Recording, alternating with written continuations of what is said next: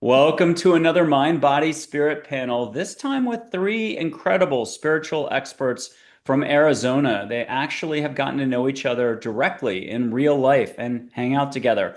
So I am excited because each of their backgrounds is extremely unique. Each of it is very deep, like the ocean. Each has been on quite often on the shows, whether it's the APL Spotlight Series, Angels, Positivity, and Love, the main show or panels. In fact, Paul Sugar is probably my ringer and number one out of maybe 400, 350 recordings.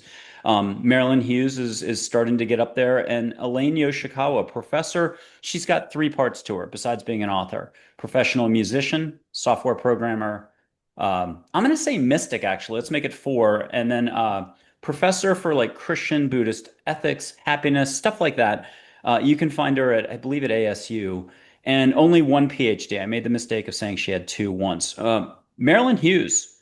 I have lost track of the number of books. 100, but it's more like 129, I think, or even 134. We'll see.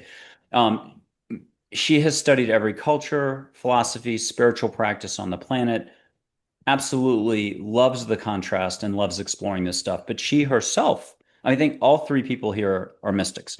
She's had out of body experiences, founded the Out of Body Travel Foundation, has over 1 million followers on Facebook. And I'm going to basically leave it at that. She's super sensitive, super well versed, super knowledgeable, just like Elaine. And then Paul Sugar, Stargate Remote viewer, briefly, 50 years mindfulness meditation teachings, great laugh. A little bit like Billy Crystal or something when he sparkles up, and he loves hiking. But he's got super talents that are still getting brushed off even decades later. He's been talented the whole time, near death experience and much more. Check all of them out on their appearances on this channel. I think you're going to enjoy them a lot. If you haven't subscribed, I think only, and this is the norm for all channels, only like 25 to 40% of people visiting subscribe. Hit the subscribe button. You won't miss great experts like John Gray. Men Are From Mars, Women Are From Venus, 50 million books sold. Trained in India, Trained to Heal Cobra Bites. Check out those episodes. He has now started taking steps on the show. And there are so many other wonderful experts like these three in front of us. Okay, I have stalled long enough. I have, in a rare moment, given the first question away. And this is it. It's a big picture, eternal question. For eons, mankind has asked, what is this all about? Has done spiritual seeking. Every culture does it. Every culture slaps definitions on everything. And yet, the journey seems to be within, and it's not dependent on outside organizations or words or certain practices all the time. In other words, somehow it's bigger than what we can grasp through the brain and through all the books in the world and everything else. How would you describe this journey, Paul, that we're all on for humanity? And what is it that we're supposed to discover more of? How are we evolving? You can handle this question any way you want. I just tossed you the $1 trillion question. Yeah, so I'm going to give my short answer first, and then I'm going to beat around the bush. So, so it's just the opposite of what other people usually do. Usually people beat around the bush and then finally they get to the point. I'll get to the point first, and then I'll have some fun beating around the bush. My feeling is that this journey that we're all on can be accessed and understood through the heart.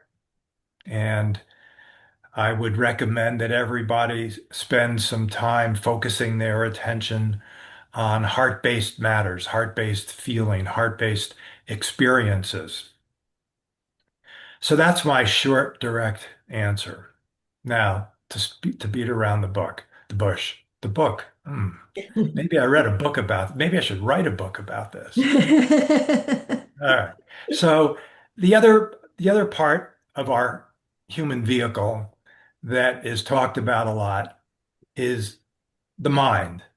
I mean, we could say brain or mind or whatever you want to call it. And what I've noticed is that the mind gets a bad rap. And because so many people, for example, have this compulsive thinking situation that they have to deal with. Many of the people that come to my classes are oftentimes concerned about these incessant thoughts, a lot of them negative, in fact, that are constantly going around in their head, and they want to know what they can do to slow it down or stop it. And so, what I've noticed over the many years that I've been doing this is that the brain slash mind has really gotten a bad rap. My conclusion there is that the mind is greatly influenced by the biology of the body. And what I've noticed in myself and others is that we're all going through periods where we have a tendency to get stuck in the fear mode, the fight or flight mode.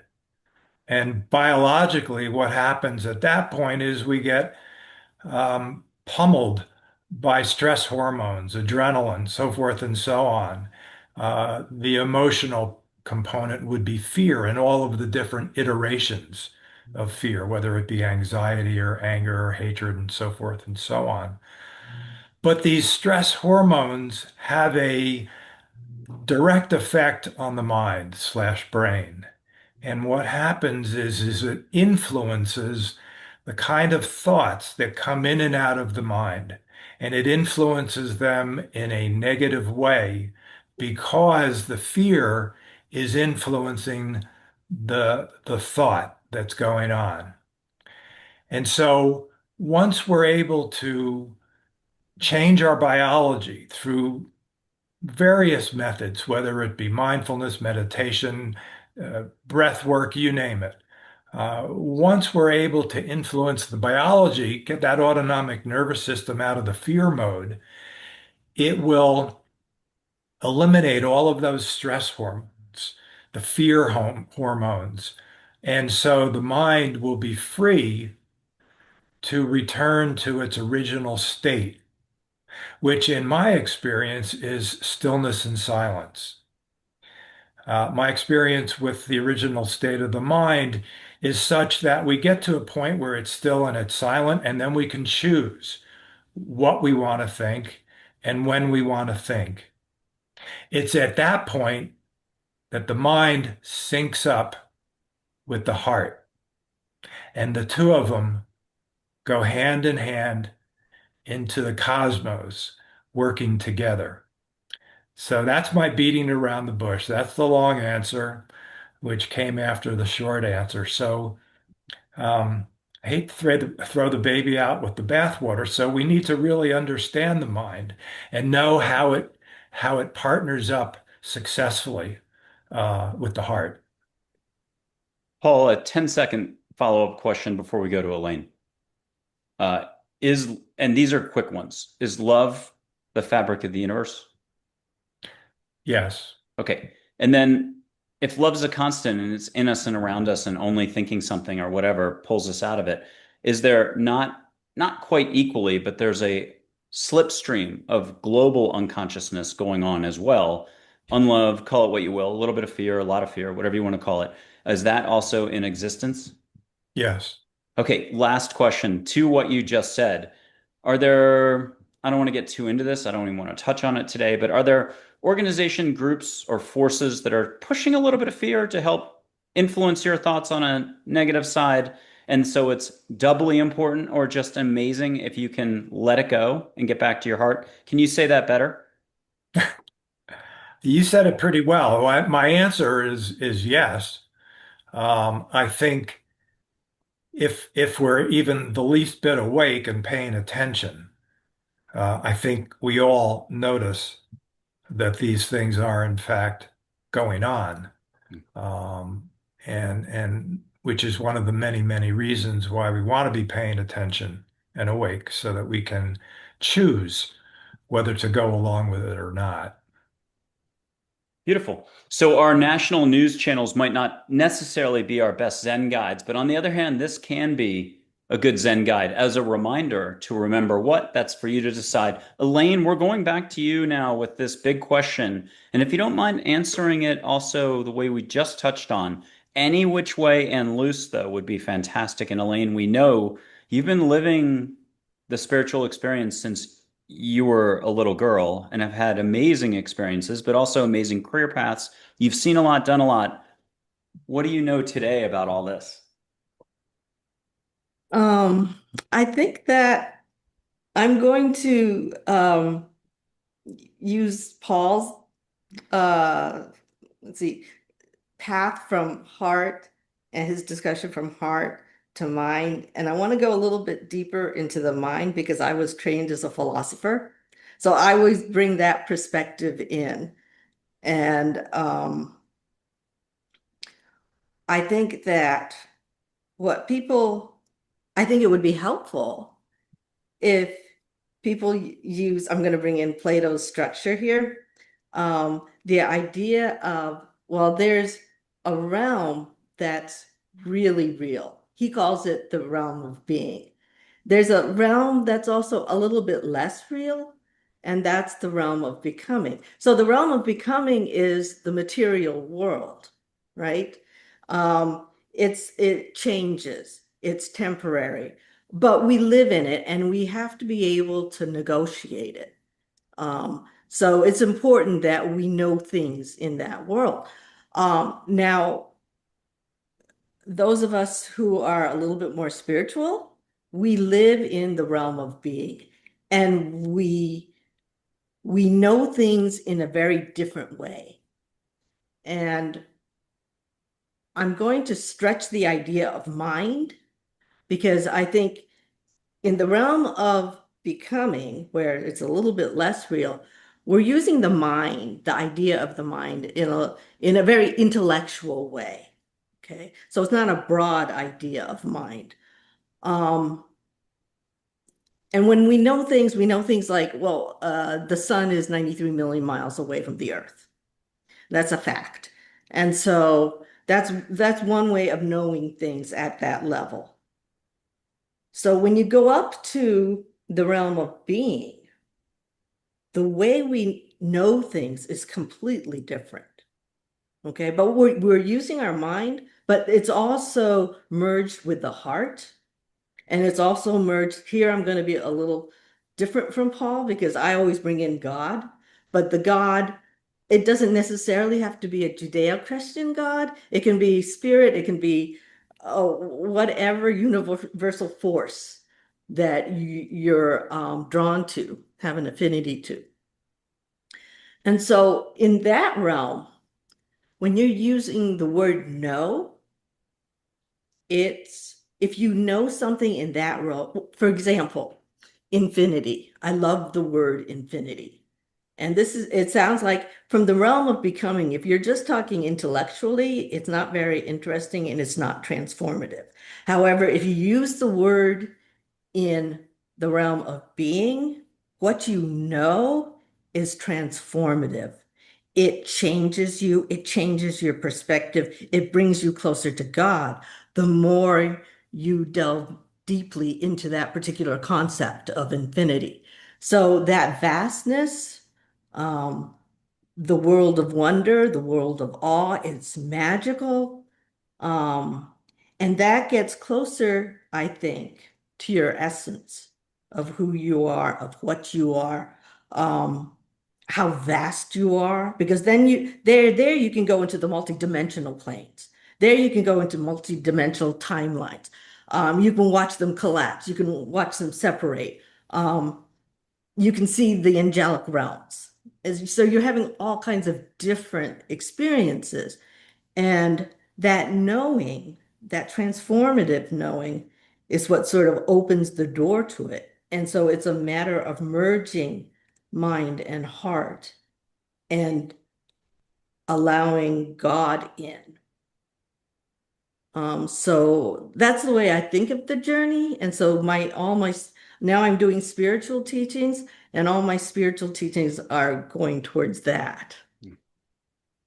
Beautiful. And before I get to Marilyn, two of our panelists are well known for their out-of-body travel experiences, but you don't have to answer, Elaine, but have you had out-of-body experiences? Have we not? You all have met each other quite a bit, and you've all been on the show here, but that's something, Elaine, we've never brought up out loud. one way or the other. Have you had out of body experiences that you just want to nod there? Thank you. Okay, so it's no mistake that the three of you are hanging out together, and we're going to Maryland. Maryland, you've already got a million ways you can slice this one. I'd just like to talk about your passport for a little bit and how much it's been stamped off world. You've done a lot of travel, and it happened. I always get the age wrong, but at 7 or 9. And then you kind of fought it until, and I get the age wrong again, till 27, maybe. And then you Me got too. 22, and then you got jiggy with it a little bit. And then you later started the foundation, but you've been traveling all over. Can you take 45 seconds and just sort of encompass that in a better defined way for the audience? And then hit us up with your take on everything. Sure. Well, basically, yeah, I had this really beautiful experience at the age of 9, and it kind of gave me a foreshadowing of things to come. Came back at the age of 22, and then I started having, experiences that slowly formed this sequence. I was writing a journal of them, realized that they were forming this trajectory that I was experiencing like a path, that there was a formula to it. And so I started writing it down. And that's kind of what led to the foundation and to all the books and all the things that eventually came about. That it wasn't just, these spontaneous out of body experiences, that there was actually more to it and that it progressed. It continued to progress into higher and higher experiences. But if you wouldn't mind, would you mind repeating the original question to help me to focus on my answer for that? Sure. In one sense, what's it all about? In another Okay. sense, that heart journey going within beyond the world that you know. I'm kind of quoting Seth, and I'm also quoting someone else. Seth, the 1970s light being. People can meet him only when it doesn't show up in human form. You're going through what you knew into your heart, and then later into a broader reality to emerge into something broader. A lot of people, though, would argue it's organizations, workshops, this philosophy, this culture, this religion, words, and everything else. Can you talk to us about how it's a lot less about what we thought it was? It's not about grasping. Yeah, okay. Yeah. So Okay. what's it all about? I like Paul's approach, which is give the easy answer first and then kind of go on the meandering tour, which is, it's about love. So it is about love. And the reason it's about love is because God is love. And I've spoken a lot about how people look at love from the earthly standpoint, and that love is actually an emanation. It's not what we view it as here. And so the first thing we have to do in understanding what that means is understanding what love actually is as an emanation. But bringing it down to the simplicity, I want to go to a simple Zen story, which is, a lot of people have probably heard this story, which is, the Zen master says, so what do you do before you achieve enlightenment? And he says, I go out and I carry water and I cut wood. What do you do after you achieve enlightenment? I go out, I carry water, and I chop wood. And, so this is the simplicity of enlightenment, which is that what changes is the nature of how we understand our lives, how we understand our existence, and the internal experience of it. It's not that the external expression of it necessarily has to change so dramatically. Sometimes it does in certain ways, but that's what the Zen tale kind of tells. So, what is the bigger picture? The bigger picture is that we are here to achieve knowledge. And, I've spoken to you many times about how knowledge is not information, it's vibration, right? So, so in these experiences that we have in the out-of-body travel state, we first experience the vibrational experience. We experience vibration when we are separating from our physical body into our spiritual body. But we quickly go into the place where the angels and our teachers are raising our vibration. And the purpose for doing that is to make us become compatible to higher and higher realms of learning and knowledge. It's not like a pointless endeavor. It's actually to make us able to achieve higher realms of knowledge. But it's also giving us the ability to travel to higher and higher realms of knowledge. We can't travel to these higher places if we're incompatible. In the out-of-body travel spheres, if you try to go to a sphere that you are not compatible to, that your vibration is too low for, you actually feel as though you're being crushed. It's like really, really painful. And you often will be actually given this experience just so you understand it, so that oh, this is why you have to do this, why we have to go through this vibrational raising process. Because if I'm not made compatible, I'm not taking the steps to go higher. So this understanding of, well, what's it all about? It's about this achieving this knowledge. Well, what is this knowledge? A lot of it is self-knowledge. It's the knowledge of the self. Some of this is what Paul is talking about.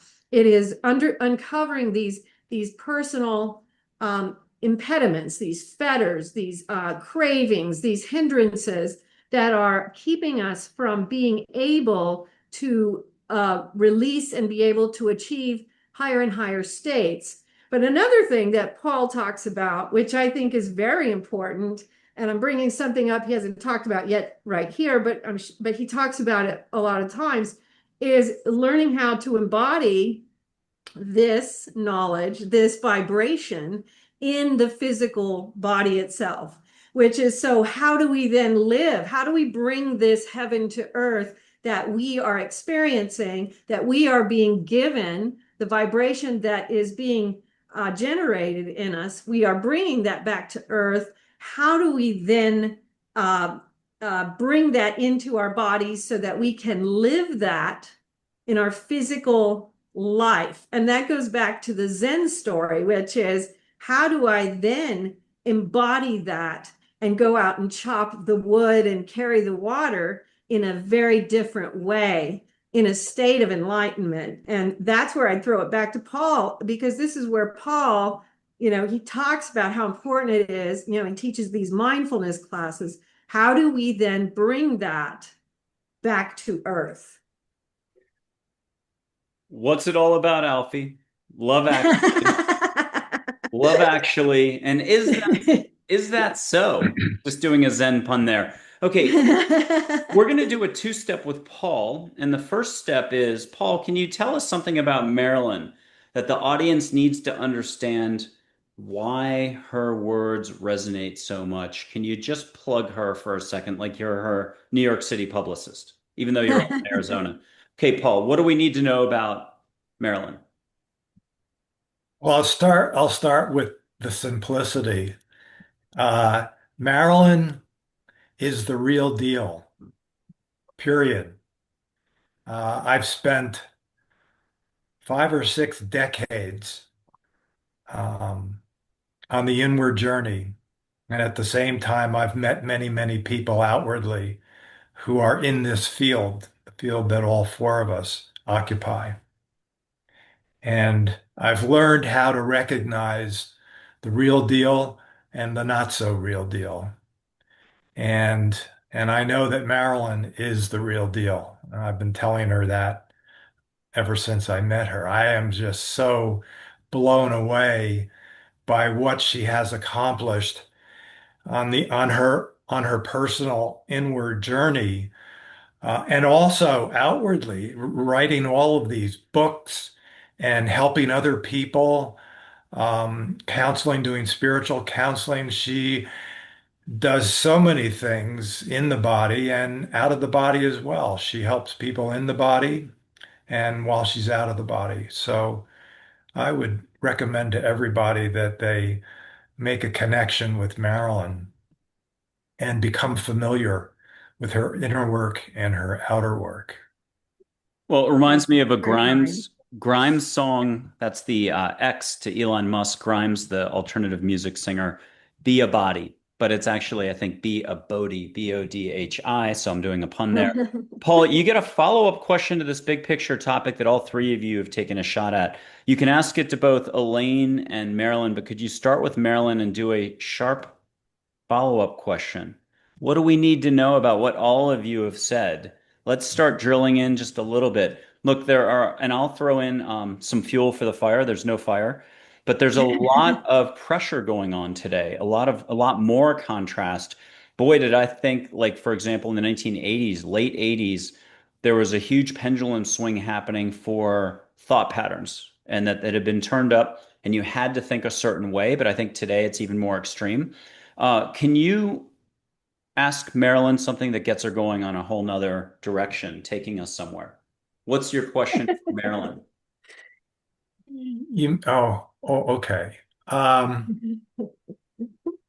Well, before I ask Marilyn the question, we could take turns doing Zen jokes. Can I tell a 10-second Zen joke? Sure. Okay. What did the Zen master say to the hot dog vendor? Make me one with everything. Love it. Yeah. Now I know some people have probably heard that, and I know I've told Mike that many times because I keep forgetting that I tell him the same joke over and over again. The second part of that joke is so the Zen master said to the hot dog vendor, you know, I gave you a $20 bill. I know the hot dog doesn't cost $20. Where's my change? So the hot dog vendor says, well, your change comes from within. I love it. And I'll add one quick one that I know none of you have heard because I only remembered it on a run today. It's been on the shelf for too long. What did the grape say when the elephant stepped on it? Nothing. He let out a little wine. Okay, Paul, what's your question? Paul, what's your question for Marilyn that takes us up a notch on this big picture, planet Earth? A lot's going on. Can we sit back though and just trust more, worry less? Is there something bigger going on? What are you going to ask Marilyn? Yeah, well, I think you kind of prefaced this with a question. Maybe you didn't even hear yourself ask the question, but your question was perfect, and so I'll speak for you. And that is all these things that the four of us talk about. Mhm. People want to know, how do we get there? And so I'll ask Marilyn to talk a little bit about how do we get there? How do we get there? Well, great question. And one of the things I talk a lot about to people is the path of mystical theology, not necessarily the most popular subject, but mystical theology is the science of the soul. And this is, people think of it differently than what it really is, which is this synthesis of the self-examination, which is how we begin the path of purification. So let me back up a little bit there. The path of purification, which is by looking inward rather than outward, right? There's so much in our world today where people are so focused externally, and there's a lot of people that, well, they're looking externally and very focused on making judgments and things on things going on around them. And they're not realizing that that's not where their point of power is, right? Their point of power is on what can I do internally, because this is what I can change, this right here. And so what we have to do is recognize that the very fact that we are incarnate here on earth means that we are here because we have this path of purification to undergo. This is the type of realm that we are in. It's a mortal realm where the karmic purification is undertaken. And this also means that the battles between good and evil rage within us and all around us. So it's always going to be going on around us. We know this, but it's also going to be going on inside of us. And so we begin that by this intrusive self-scrutiny, this internal journey that we take where we look within and begin this process. Now, in out-of-body travel, one of the benefits of out-of-body travel that I'm always telling everybody is out-of-body travel, when you start the practice and you are traveling along, you will be shown things, and you're shown it in a way where energetically you're shown things about your soul and yourself energetically in such a manner that you understand where the energy is off, where you might be misunderstanding something about truth, where you might be just understanding something incorrectly, where you might just be wrong about something. And energetically, it is shown to you. It's a configuration. And so what it does is it accelerates your path, where like if you only do this physically, you can spend years. You can spend 20 years on a habit, a bad habit, or on things like that, trying to overcome something. Whereas with out of body travel, sometimes it can be accelerated because you will be taken into the energetic truth of your hindrances, your fetters, your cravings, the things that you are doing that are taking you away from God, that are pulling you away from the forward movement, which is where you want to be moving towards, where you want to be going towards God. And so this is where we begin. We begin right with ourselves, with that self-examination. And once we start that path, um, everything accelerates, whether you do it through an out-of-body travel journey or you actually instigate it physically because you're not having those experiences. And so you decide, I'm going to just start this process myself and do my own self-examination, things start getting accelerated. And so even people who may not have these experiences might start having some where they start getting direction into where they need to go next. And so what this does is it accelerates your spiritual path and directs you to higher and higher and higher levels of understanding. If you are having out of body experiences, it will help to open the way to the higher and higher spheres of existence where you can then travel to higher realms. And so this is why it's so important. We forget, and it's very easy. You can see how in the world it's so easy to distract people. Just get them to think about what everyone else is doing, and then they won't focus on what they're here for, which is the self-examination, which is necessary for our spiritual development, right? So simple, you know? Elaine, we're turning to you, and you've got a tricky setup because here we just talked about an interdimensional car wash to get cleaned up. Call it the OBE car wash, call it what you will. Call it a love bath with love bombs. Okay, Elaine, make sense of all this though for us. If someone just came in, they're probably like, whoa, whoa, this is big, heady stuff. How do we know it's simple? How do we know it's about the heart?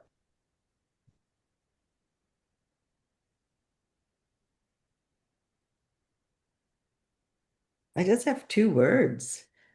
Go within. If you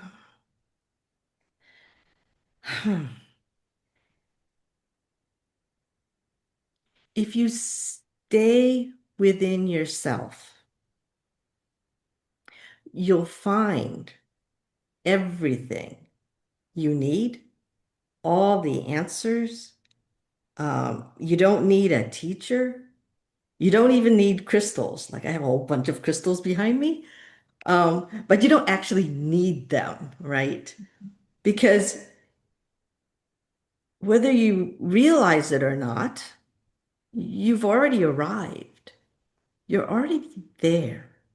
But society has put on all these levels of beliefs and values and things that you grow up with, that you've been habituated with, indoctrinated with. And I think the hardest thing is to allow yourself to accept yourself. And once, and you have to accept yourself with love. And that's where God comes in, because God helps you to love yourself because, as Marilyn said, God is love. Brilliant. And I will throw in all that is in kind of capital A, T, and what is the other one? I. I. All that is, yeah. All that's all. Okay, we're going to go in some direction, but Elaine, you're going to get to ask your co-panelists here the question. What is the question?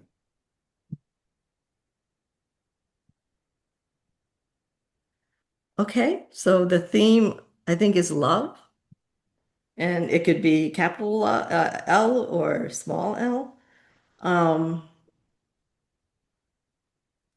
in this world, there's a lot of discord. And as Marilyn said, there's a lot of discord within. Um, what do you think is the best way to go about learning to love yourself and loving others? Who are you directing it to?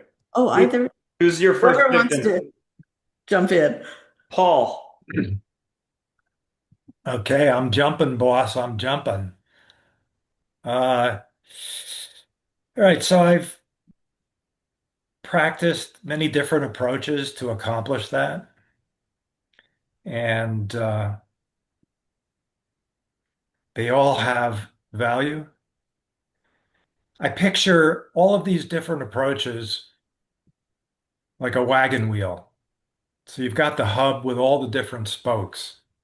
I've explored the spokes, and I've come to learn and to understand and conclude that it's the hub that's the most important because it keeps all the spokes aligned and together. What I have discovered for me, and I think for many others, they have the same discovery, is that attention, getting into the field of mindfulness, attention is a big deal. Elaine talks about going within. Well, how do you do that? The and of course in the Zen tradition, many traditions, they talk a lot about attention. So you go within by focusing your attention. It's all about attention. Where do you place your attention? And once you place your attention within, things begin to change, things begin to open up. One of the first things that I learned when I was, well, when I was doing out of body travel for the second time, remote viewing and so forth and so on. Let me just give a brief wrap up here. When I was a very young person, maybe from the age of 7 to 12 or 13, I would go out of body consciously every night. I would just lay in the bed. I would sort of put myself into a focused state by focusing my attention. And I would, after a short period, I would see little dots of color. And I knew I was on the track then because once I hit the little dots of color, I would feel pins and needles throughout my whole body. And then the next sequence would be I'd be out of the body. Those experiences stopped when I hit puberty. Something happened where I wasn't able to do it anymore. But then it returned again when I was 21. And it started with a kind of remote viewing that the Stargate people never even knew about. And and I never bothered to tell them about it either. Thank goodness. Okay. Yeah, and I would be laying down in the bed, not sleeping, completely awake, and the inside of my head would open up to a TV screen. And through the medium of attention, I was able to view any place in the world just by shifting my attention. I also noticed that there were currents and waves that were involved in my experiences, and that if my attention wasn't really focused, those waves and currents would take me all over the place, and I wouldn't be able to go where I wanted to go. So I learned the importance of training the attention to be present, because that allowed me to choose where I wanted to go with this remote viewing, with this inner television in my head, and put me in charge of making those decisions. When I, shortly after that, started having spontaneous out-of-body experiences, I discovered the same thing, that those same currents existed out of body. And out of body travel is different than remote viewing.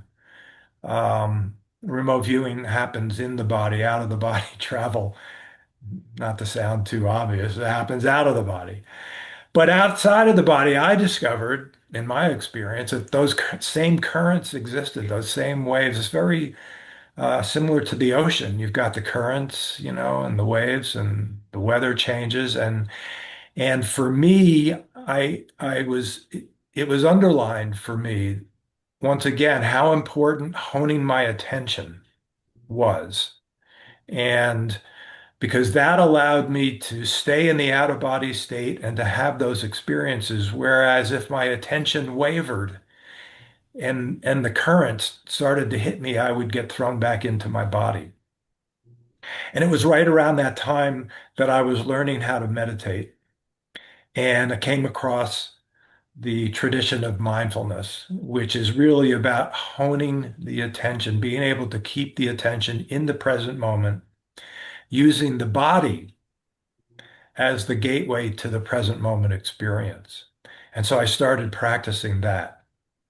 And along with other meditation um, approaches as well. But I always felt like, getting back to the where I started, I always felt like the hub of the wheel was this mindfulness, this ability to keep one's attention in the present moment by focusing that attention on the body. I found that the body was the key, that it was the true gateway into honing that attention experience. And so once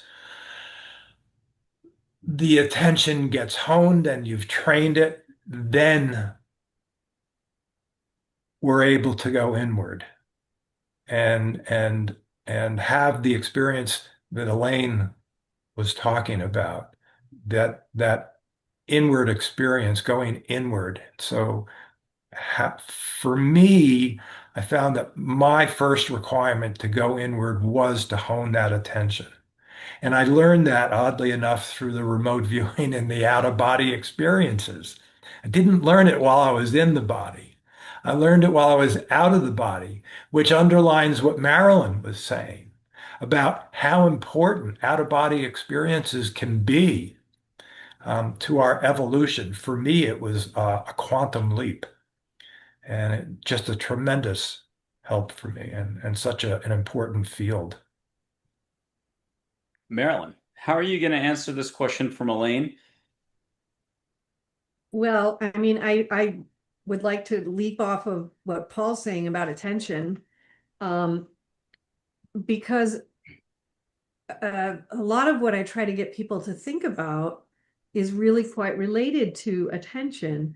And attention, the way that Paul is describing it, this is the spiritual attention, the attention of our soul, the type of attention that we're trying to achieve in meditation and in our spiritual body when we have out of body experiences. This is all part of the practice, right? So like when we're talking about the discord that we see around us, so let's say we have like someone who's watching this who doesn't practice these things, doesn't know what doesn't know what we're talking about, right? Well, you can take the idea of attention and just take it up against what you're experiencing.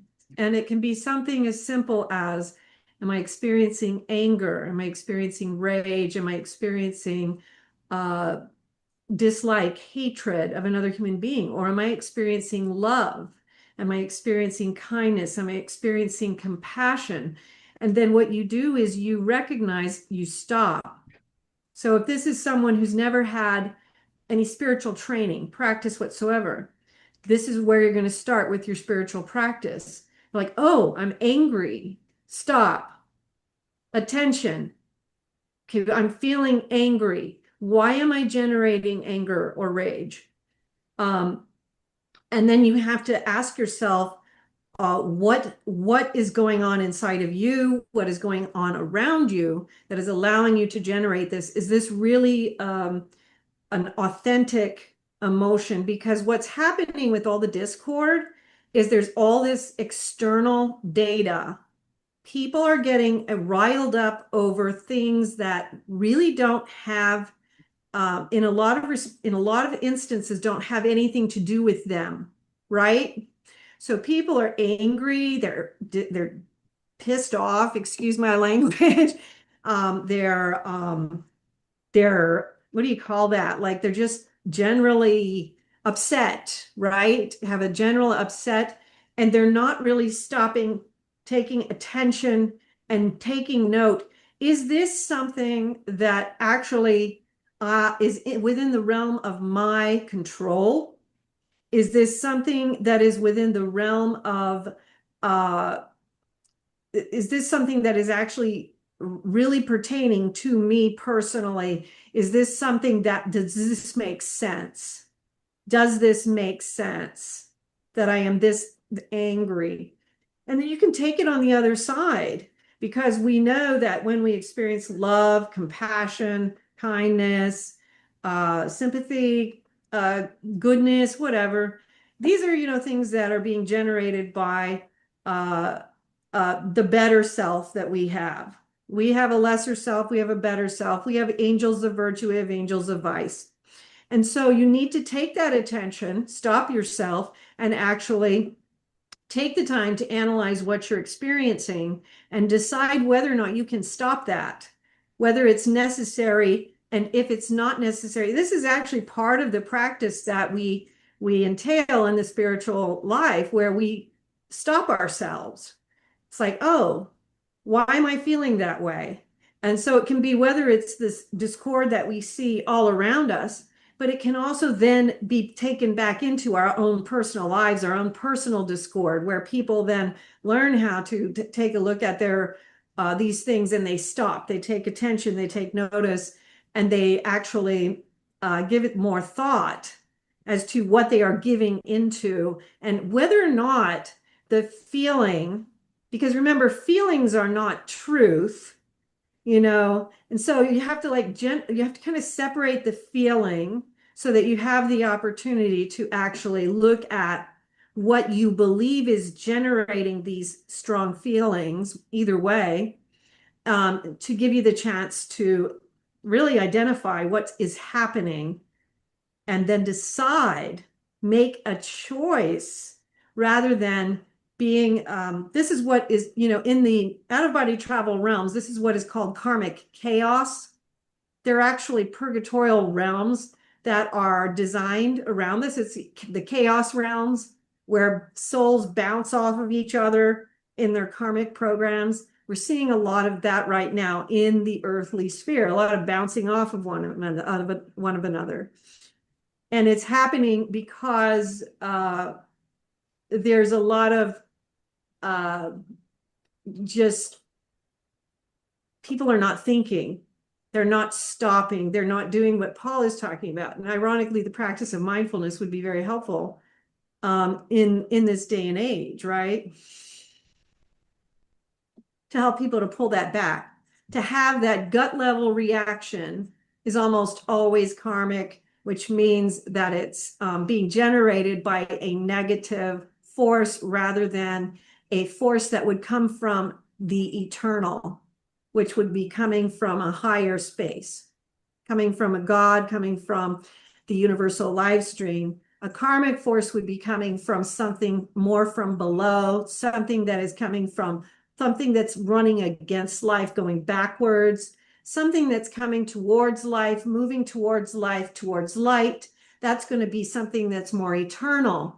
We want to be responding to those forces that are coming from the eternal, not responding to those things that are moving away from life, because those things are pulling us further away from our goal, which is to move higher and higher towards light and life. Beautiful. Elaine, she was just talking about feel what you feel, feel what you feel, do not judge. Grow your awareness, not your thinking. I'm gonna um, I'm gonna point something out. I'm trying to think what it was. Can you we if this is angels, positivity, and love, the show, we've touched on love, and I'll just quickly check the box on positivity. Quoting an angel, probably Archangel Michael, positivity is abundance.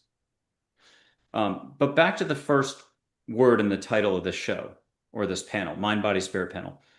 Angels, do they exist? And I'm jumping here. We're going to get back to the big stuff in a second. Do they exist? And who's been your favorite angel to date? None of the other angels out there are going to take offense if you're highlighting one angel. Elaine, who's your favorite angel? Do angels even exist? What do people need to know watching about these loving beings that are here in and around us and living with us every moment? You're always getting the easy questions. I don't understand why.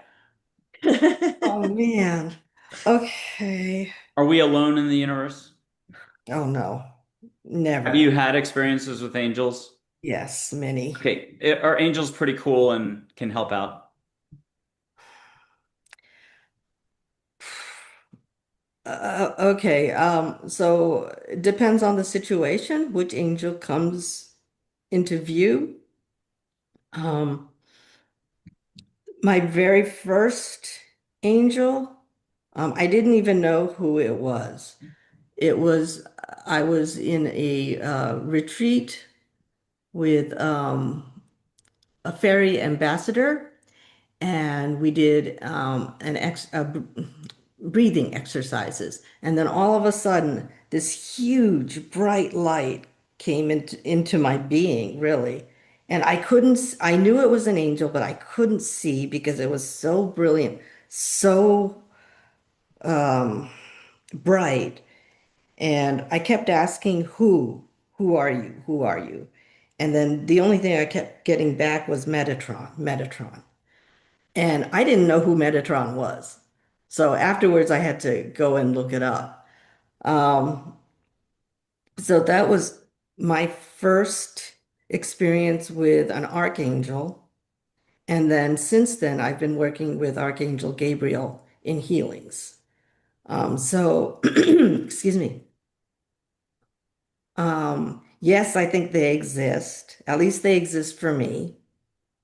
Um, they are amazing beings of light and love and acceptance, and they're messengers of God. Um, they help you on your journey, they encourage you. So, short answer is yes. Okay, well, unfortunately, you put your foot in it on a panel like this because we're going to have you take a couple steps, but it can be anything you want and you can pass. It's okay. But I'm going to just show a couple quick photos of like Gabriel, some archangels, and Metatron. Taken over my home a long time ago. There's archangels in the V, but Metatron right there, the little guy. And I know we're looking through three screens. It's not that helpful, but lock Metatron in, feel a little extra bump of energy, and I'll just hold it up if anybody wants to get the archangels coming in, feel more goosebumps, feel a whoosh, feel light. If you want to see sparkles in the room around you, no limits is no limits. Here's Gabriel another way. Once again, lock in however you lock in. You may already just do it organically. And here's four archangels, rainbow pie slices. Archangel Michael, Gabriel, Raphael, Uriel, three cropped off down below, impossible names, but Shamuel, Jophiel, Zadkiel. Okay, Elaine, do you mind playing psychic, medium, intuitive, expert, spiritual coach, spiritual teacher, letter goer for just 1 second? If anybody at home wants to do this, throw finger paint everywhere, breathe extra, ask angels to come in, get you out of your head into your heart. It's got to be your way of doing it. Both of you are next. So, Paul, Marilyn, get ready.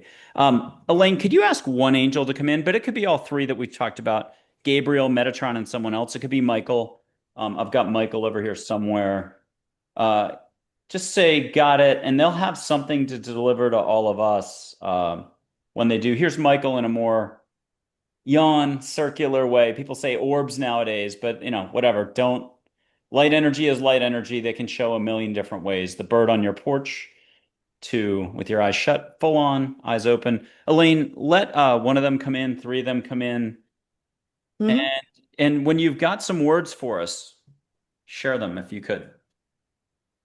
Sacred Heart. The what I'm seeing is the action of merging with the Sacred Heart. It could be the Sacred Heart of the universe. I know um, there's a religious element to that, but it doesn't necessarily have to be within the religious tradition. Um, the Sacred Heart is also the universal heart.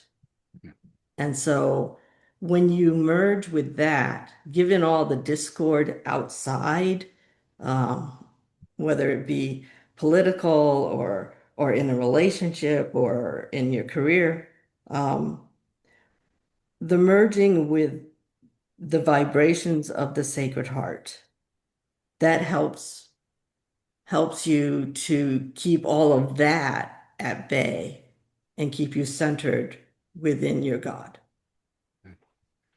And before we jump to the other two panelists, I'm going to read three quotes to you to inspire you, but you may just be coming up with your own mantra via archangels, Metatron, what have you. Here's just a couple of quotes to get you going. And then, if you don't mind, once again, tapping the infinite love within and around you. You can be happy now in this very moment without a single reason. You can be happy now in this moment without a single reason. Angel said that one. And then Chogyam Trungpa in 2014, Rinpoche, if I've got to say that word. I was saying Rinpoche for a decade plus. Whoops. Okay, the way to experience nowness, the way to experience nowness is to realize that this very moment, this very point in life is always the occasion. Well, Elaine, once again, the other foot's in the bear trap of the panel here. You're in that very moment, in this very occasion. Can you reach deep one more time, but deliver us in mantra form, simplified? You're an expert today at simplicity. What's this all boiling down to? Combine those other two quotes. You could be happy now in this very moment without a single reason. And then archangels can come in and just flash that bumper sticker to you. What do you have for us that the audience could run around for the next 3 weeks repeating 30,000 times because they're really assiduous, something like that. They're really keen on letting go and being more love.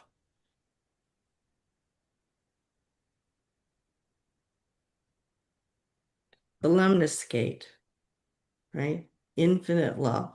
So I'm just getting the symbol of the infinity, the infinity symbol, like it's an eight right on its side. Mhm. Yeah, that's all you need. Beautiful. And I just had a bunch of Lions Gates pop up, and I'm going to do a quick multi-dimensional exercise or seeing auras out of Celestine Prophecy this way. But in India, they do it this way. And as Sue Frederick, who's a neighbor of all of yours in Arizona, said, hey, back in the 70s, before that movie Celestine Prophecy existed, we were already seeing light on our fingers that way. So I'm going to show some light on my fingers. You can just check out and you're off the hook. All you have to do is say a couple colors that you're seeing. The second all of you have said something, I'm going to go bigger, wider. Let archangels come in, loving beings. You may get the infinity wave. Yeah, you may get the infinity sign. You may get more. People have gotten cardinals, phoenixes, geometric patterns. We had a 5 times near-death experience, former doctor, now psychotherapist up in Canada who founded a big international organization. She saw Jesus's face, and that'll come out in January of 2026. Here it goes. The most important thing is you're getting another dad joke. And it's Bert and Ernie Sesame Street. You've all heard this one, but they never get old. Bert offers Ernie ice cream. What's Ernie say? Here, Bert. Catch a little bit of light between my fingers, a little slipstream, a wisp. Paul, what are you getting for colors or flow? What do you see? Just white. Good. White's all the colors combined. The only thing bigger is rainbow light. You get rainbow light, hit pause, and run out and go for your 20-mile run or buy a lotto ticket. Marilyn, what are you getting between my fingers? I saw the white, but I also saw a dark royal blue. Yay, you're invited back on. Okay, Elaine. I saw the white, but now it's looking like lightning electricity. Okay, and let's ask for more. So each of you know how to make great requests. You guys are manifestors big time. You guys should all be teaching together sometime in a new sort of organization. Duh. Okay, allow. No try Yoda. I'm going to do Yoda's voice. Let all the different loving beings we've touched on. Jesus, Plato is really good at this too. Let them bring something in. Enjoy. Do not. There is no try. Okay, Marilyn, what are you getting now in the big flow here? Getting extra? No. Okay, Paul, what are you getting? Just lots of rings. Okay, Rings you got to rings of describe rings. light. Are they Olympic rings or onion rings? The more like the Olympic rings. Okay, good enough. Oh, and could you name a couple colors if you're seeing colors? I'm just seeing mostly white today for some reason. Okay, no worries. Elaine, I'm seeing an image. I don't know who it is. ask Metatron to come in or Gabriel, whoever your favorite is or whoever's volunteering. It's an ascended master. Okay, and then one layer of detail. You can't leave us all hanging for decades to come as somebody comes in and watches this panel. So ask for a little extra help from like Gabriel, Metatron. Who is it? Have them cough up the name. Oh, they keep changing. Ah, Um, okay, right now it's Mother Mary. perfect. Okay, we're coming back to you, Marilyn. So I'm going to go back. You get a new dad joke, more importantly. Where in a hospital is the worst place to play hide and seek? Where? In the ICU. Just see a little flow light. What color are you getting now? No, that's white. Good. I'm going to go a little bigger, but not too much. And just allow for what you can allow for. Maybe just more white light. It will be what it is. No triota. Always try Archangel Gabriel. They're both correct. What are you getting now for just a little something?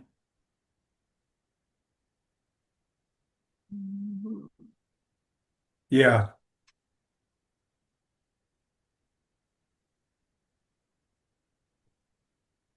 Nothing.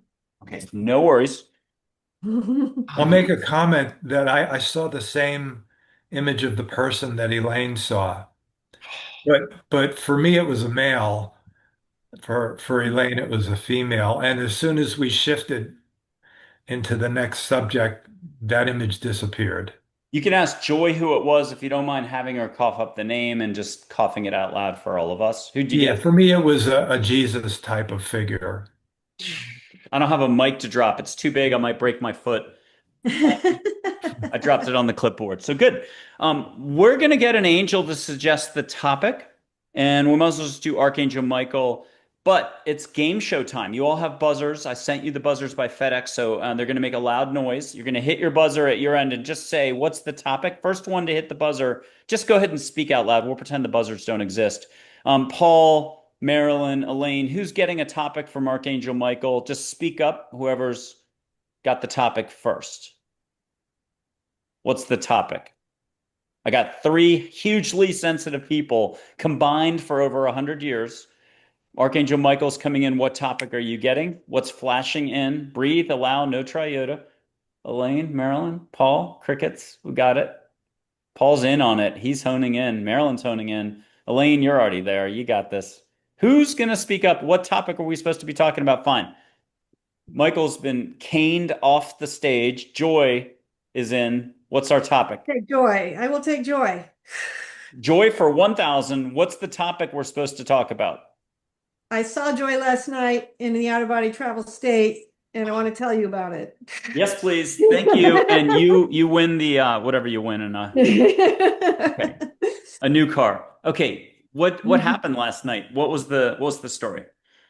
So I was dealing with a spiritual counseling person in the mystical spheres, not one that I have on Earth. And Joy arrived and she was wearing, and of course, now, of course, so has he because he knows what we're talking about.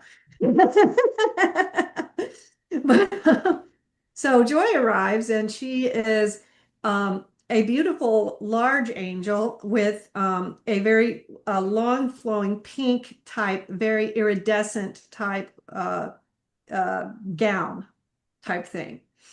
Yeah, she's very, very beautiful, but very lithe, I guess is what I would say. You should probably go down, but we're going to just kind of go with it, I guess. Get out my hair.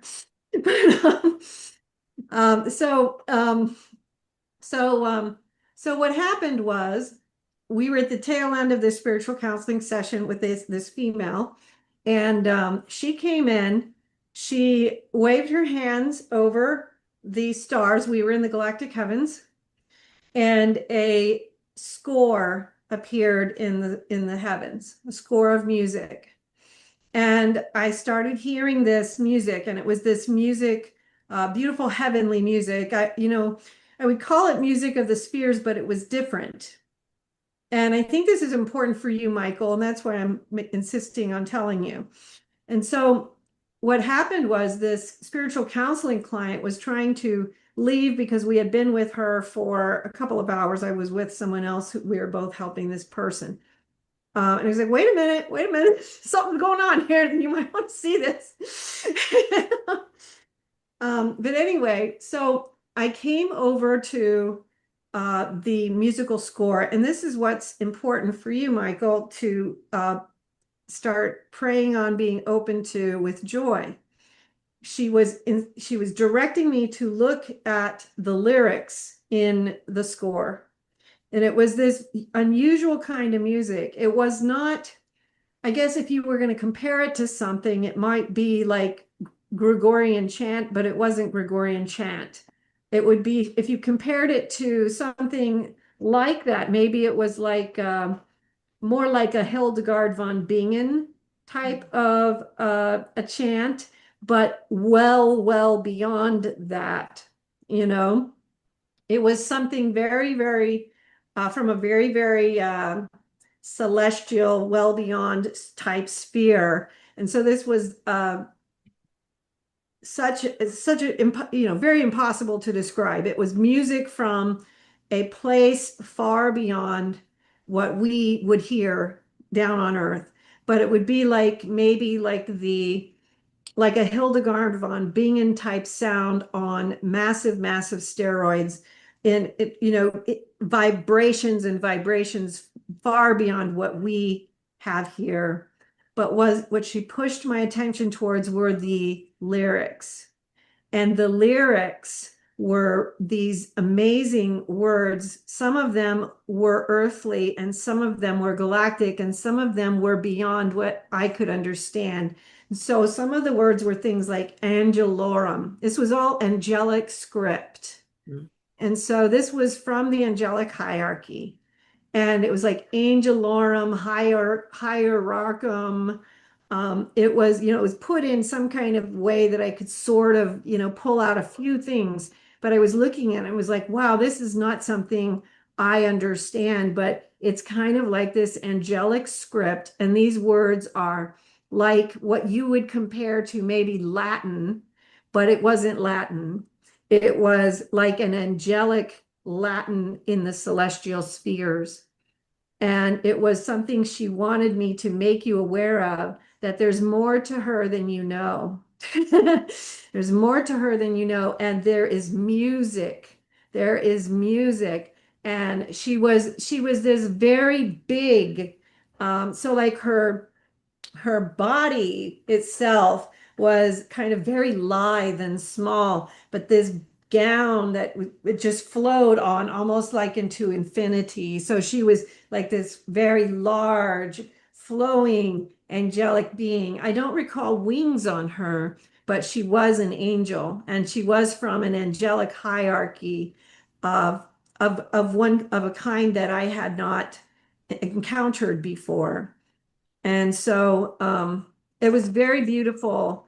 And I was so disappointed when I had to go, because I was like, oh, wow, I really want to remember these words specifically. But I remember things like angelorum, angelicorum, hierarchicum. It was like this Latin, it was like kind of giving this sense of it's not Latin, it's angelic script, but it's kind of like a Latin.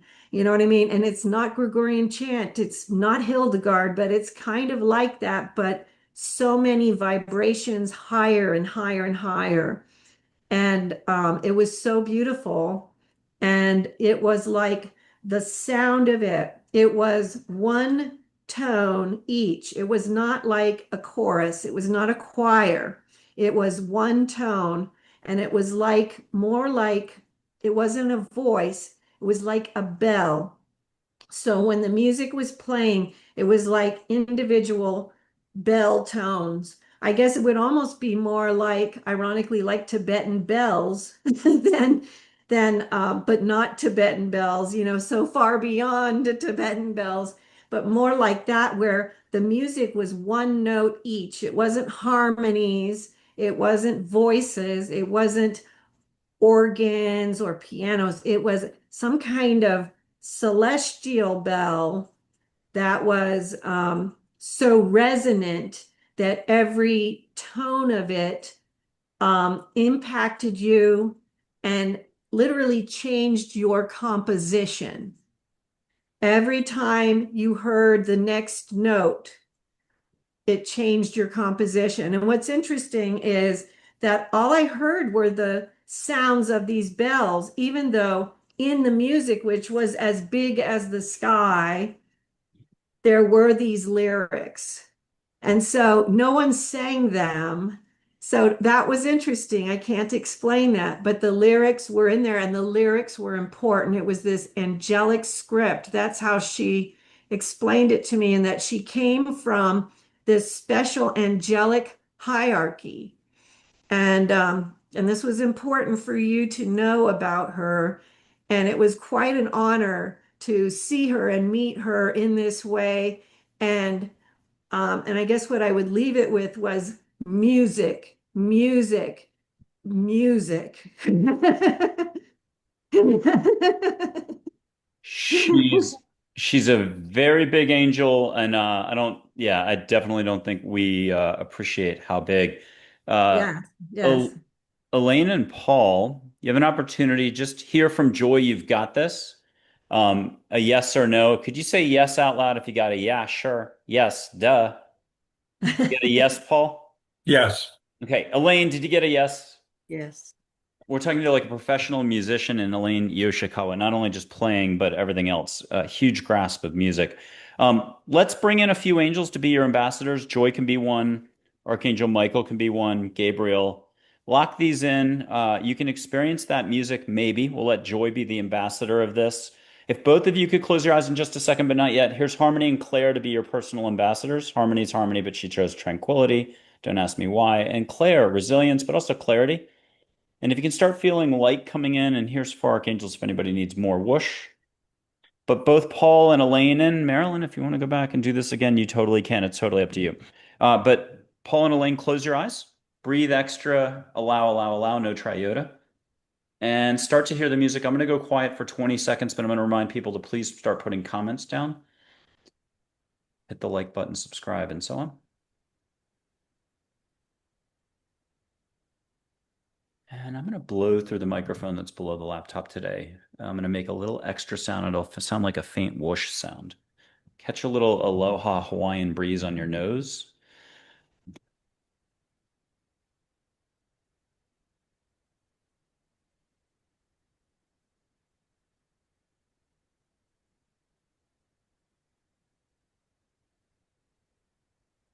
And I'll read a quote from an angel to buy a little time here. For everybody at home, remember how simple this is?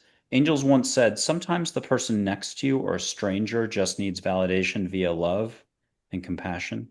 A smile changes any moment. So too does laughter or a few kind words. Be compassion to all. Do it.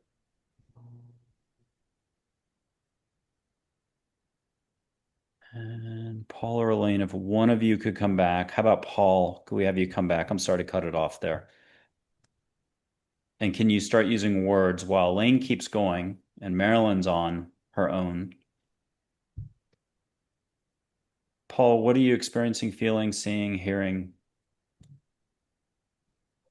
I am remembering a very different kind of experience that I had last week, where it was early in the morning. I was awake and I was just lying in bed. And all of a sudden, I grew wings. And there were these huge wings that were attached to my, what's that part of the anatomy? The scapulas, the shoulders, anyway, shoulders. Big white wings, white feathered wings that stretched to almost the entire length of my body. And I just sat there for a while, well, laid down for a while, experiencing what those wings felt like, particularly as part of my back. And then there were a bunch of other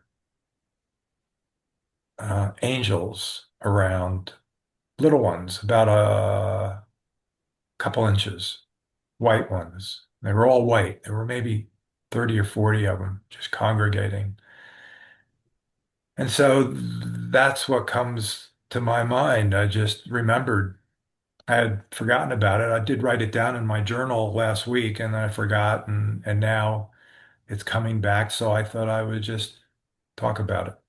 Can I impromptu you with Charlotte?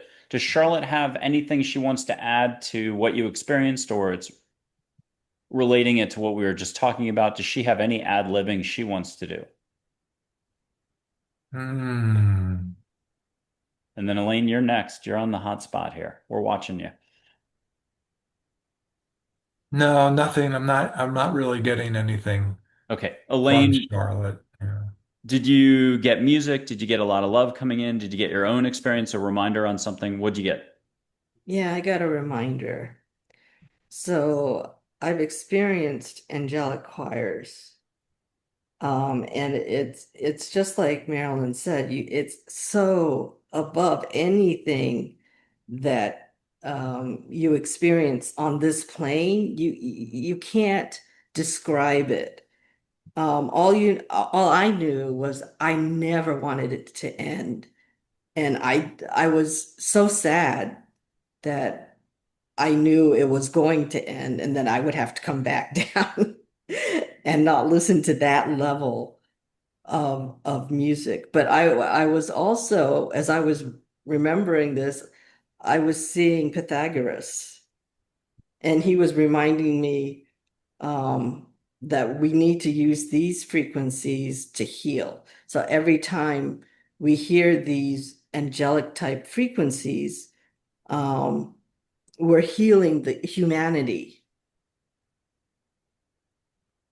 Beautiful. And Marilyn, we are coming to you in a second. I'm just blowing some sage. I think we only did this before the show. We've done this individually before. I'm in Texas. You three are in Arizona. So Arizona is the happening spot right now. As it's lighting or as you see the smoke, catch a little bit of sage. For folks at home, it might smell like campfire. Ask angels to make it nice. Get you out of your head into your heart. Red-tailed hawk feather, but a little blowing. Catch flowers if you wish, ocean. You want confetti in the air around you as light. Let angels surprise you. Just say, make it so. Paul, are you getting sage? Yeah. Okay. Are you getting anything else though? Do you mind asking your favorite angel of the moment to make it extra nice something? So you've set the request. And what's the extra nice something that you just got? In Arizona, when it rains, the desert has a particular smell, and that's what I'm getting. Damn, Skippy. And you didn't have any rain, and that's new, and that's something good. Elaine, and I cracked up Marilyn. Marilyn, we're really coming to you in a second, so hold on one sec. Elaine, what'd you get? Did you get a little sage? I got sage and I got roses. Okay, but you're still not off the hook. Do you mind asking love itself, or the Pleiadian love, or Lemurians, or galactic figures to come in and make something extra for you? Could be private, so you just say got it, and then you don't share. But, sharing's caring. Okay, do you want to share what you got, or is it private? I have an ancient crystal skull, and her name is Cleo. And I've had we're very close at the soul level. And she just came up and put her hands above me and was showering me with the light of love. I love it. Don't blame Canada. Don't blame angels. Blame Chloe on that one. She stepped in. Marilyn, did you experience sage, extra, and more? What can you share? Definitely sage, a little bit of lavender. Yay. Now, one last big interactive thing before we go linear again, and we'll check everyone's pulse for how they're doing for serious topics, linear panel. But we're going to have everyone put their hands up, just love and above, light and above. Yep, there we go. And but we can keep them steady just for a little bit so we don't freak out the audience. Okay. Allow. Just say yes out loud. You're giving permission to the universe, love and above only, angels, galactic beings, and Jesus and everybody else, Plato, his cousin, that philosopher we never heard of. Everyone just step it up. And are you feeling something on your palms? Paul, what do you feel for one, two, three, four, five adjectives? What do you got? Tingling. Okay, I didn't do it. Elaine, what are you feeling? Tingling. Damn. All right, Marilyn, what are you feeling? I'm starting to suspect the word tingling's coming in. But what do you feel? Breeze. Cool breeze. Oh, good. I love it. I'm gonna blow once, but I'm only gonna blow once to try to set the table. Can you have Archangel Michael come in, Archangels Gabriel, Metatron, Joy, or other? So anybody could come in that's an angel or a bunch of angels, hundreds of angels. It's all good. Just say yeah, got it, yes. When you've got your angels coming in, you got the very first one. You can see 100 more charging the line. Okay, Elaine's nodding, so that's an acknowledgement. Paul, you got some angels coming in. You feel the whoosh. Okay, Marilyn, you're good. You got something coming in. Okay. Good. All right. If you'll allow for some singing, choir, it can be, more 70s like that. Oh, the Rolling Stone song. What's the name of that famous movie from the 70s? It can be a more modern version of choir singing. Can't always get what you want. There's that choir singing at the beginning in that famous movie. You never meet Kevin Costner in it. He's dead, but the friends get together for the reunion in the house for the weekend. You know the movie. It doesn't Yeah. matter. Let angels sing. Just nod, since this is a very private, high vibe thing. Nod your chin if you're getting some singing or some high vibes coming in, or you're getting extra. Elaine's nodding. Elaine's looking very happy. This is good. Paul's nodding. Paul's not smiling enough. So we're going to give a dad joke in a second, which is what's the only flower found on the human face? Tulips, but iris counts as well. And now Marilyn's laughing a ton, but Marilyn, are you feeling it more than you're hearing it? Or are you hearing it more than you're feeling it? Both? I'm hearing some things. That's true. Okay. If, Mike, yep. it was the big chill. Big chill. You're the best. I'm blank. I'm such a blank today. I've like literally, I forgot. I was trying to bring up Marchot. That's why I was looking down why Marilyn was talking about music, and I'm trying Marchand or Marchot. Back when music took a little leap from like two-dimensional to three-dimensional. It sounds like bagpipes, but it's not. It's French. It's flute. 1600s? I don't know. It's beyond my pay grade.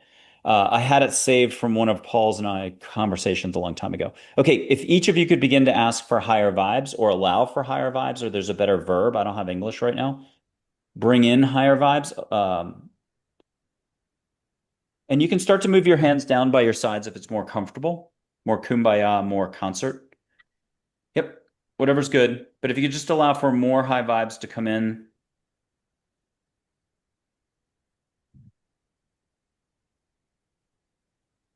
I'm going to blow once or twice. I think I forgot to blow, or maybe I did. I don't know. I'm blowing again.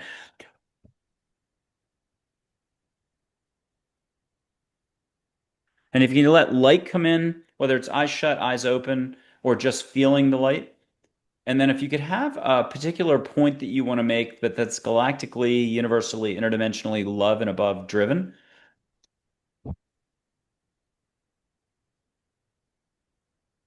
Paul, you're not yawning, so this is a good thing. Only touching your eyes. Yeah, Okay. I was, I've had 5 or 6 yawns already. Oh, I didn't see a single one. That's funny. Okay. Elaine, what can you share with us? Because you look like you were hyper engaged off on Paradise Island, and we want to hear the tell all.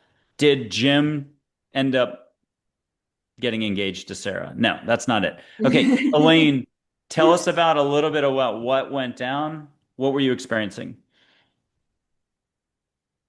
Um, oh, this is embarrassing. Okay, we'll just abstract it a little for us, and then that way you can have it a little more cut and dry.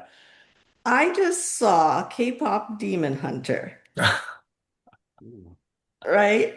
And there's a song called Golden, and the music is just amazing because it's lighting up the whole earth.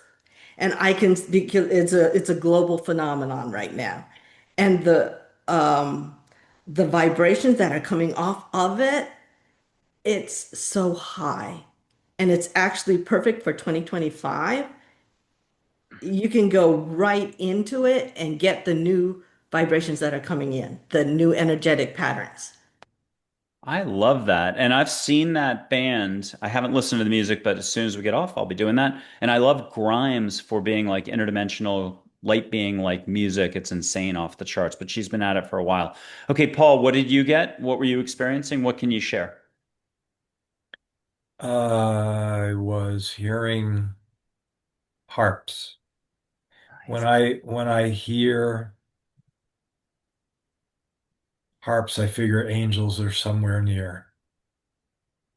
It's like that, It's a Wonderful Life, when a bell rings, an angel gets Yeah. its wings. But were they harps, or Yeah, they we were had this harps. discussion before a few weeks ago? Yeah, we did. We did actually. Lears, liars. Somebody is going to help us with that. Elaine, you're like a Yeah. music professional. Is it? And Marilyn, is it liar? Lears? Am I what? The name of that. Oh my God, that's awesome. We got to go to Elaine real quick. That's just another shorter version that you see the Greeks held and strummed up here and others. Um, Fire. Marilyn, what did you have happen while you were tuning in, tuning out, and going in so you couldn't go without?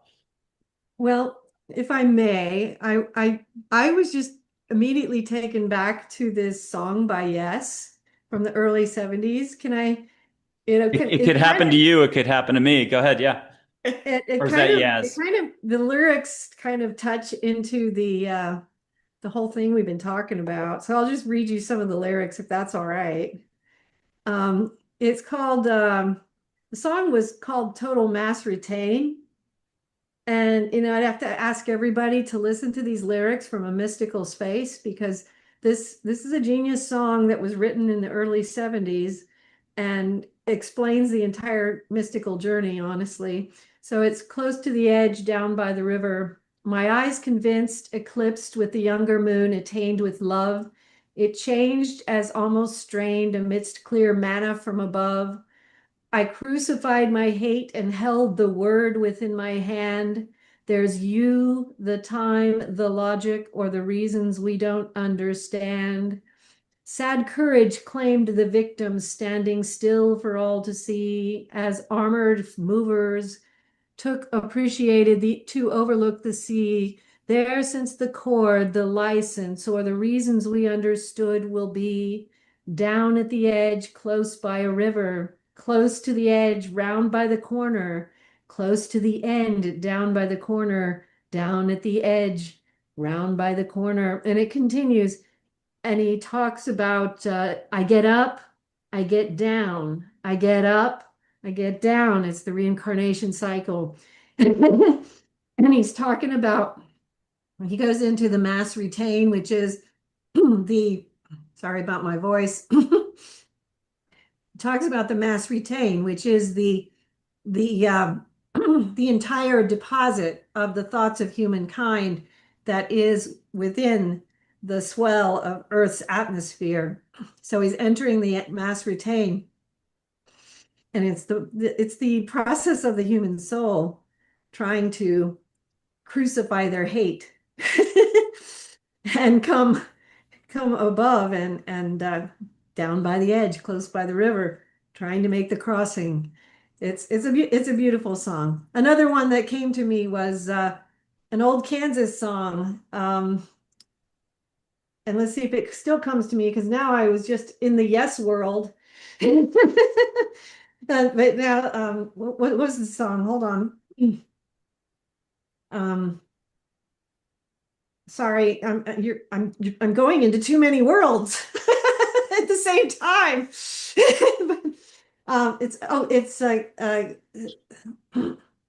Sorry, lost it. That's okay.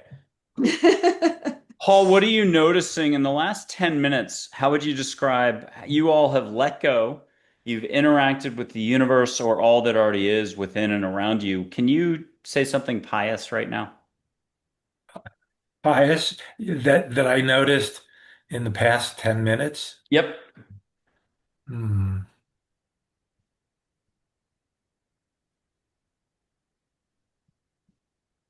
something pious.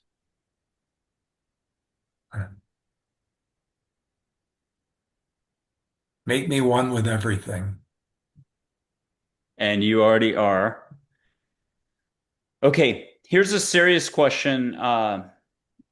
Letting go, allowing, what's one of your favorite reminders Just how can we go full stop and be here more often? Elaine? Favorite reminders? Yeah, is it have a cup of tea, go for a walk, hug a tree, take a nap with intention?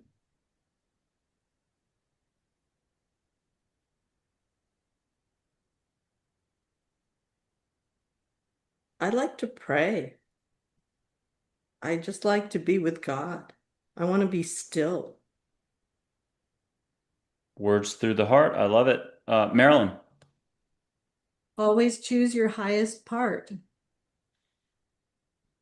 Hey, that's 2 for 2 for pious. No pressure, Paul, but you've been outgunned. So what do you got? I like to just breathe. Oh, I don't know. That was like it looked ugly in the poker game, and then royal flush, Yeah. bam. So just breathe.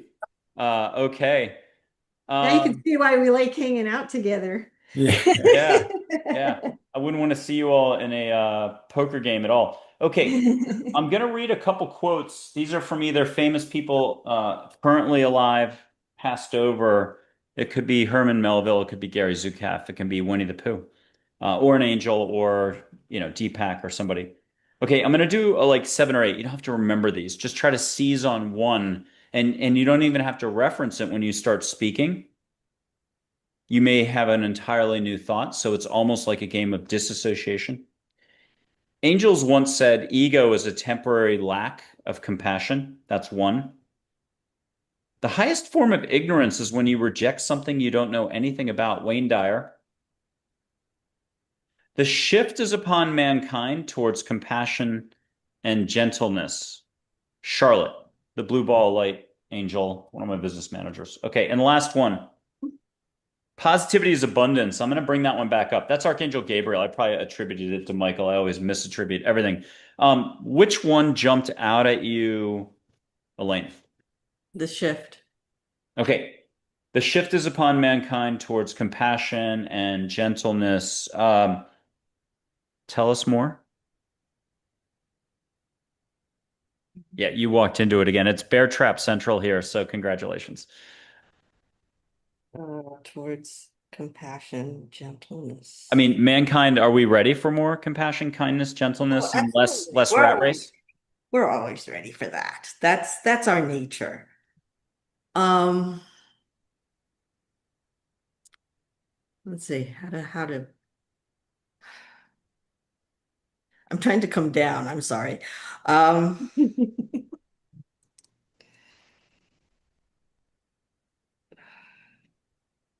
so I think I'm gonna bring it all the way down, sort of to the realm of becoming and talk about human development and spiritual development. So the psychological aspects of human development, um, what we need to do is, actually, and so this goes back to what Marilyn was talking about.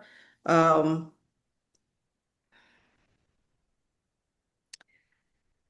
um, the psychological aspects of knowing things like where does your anger come from?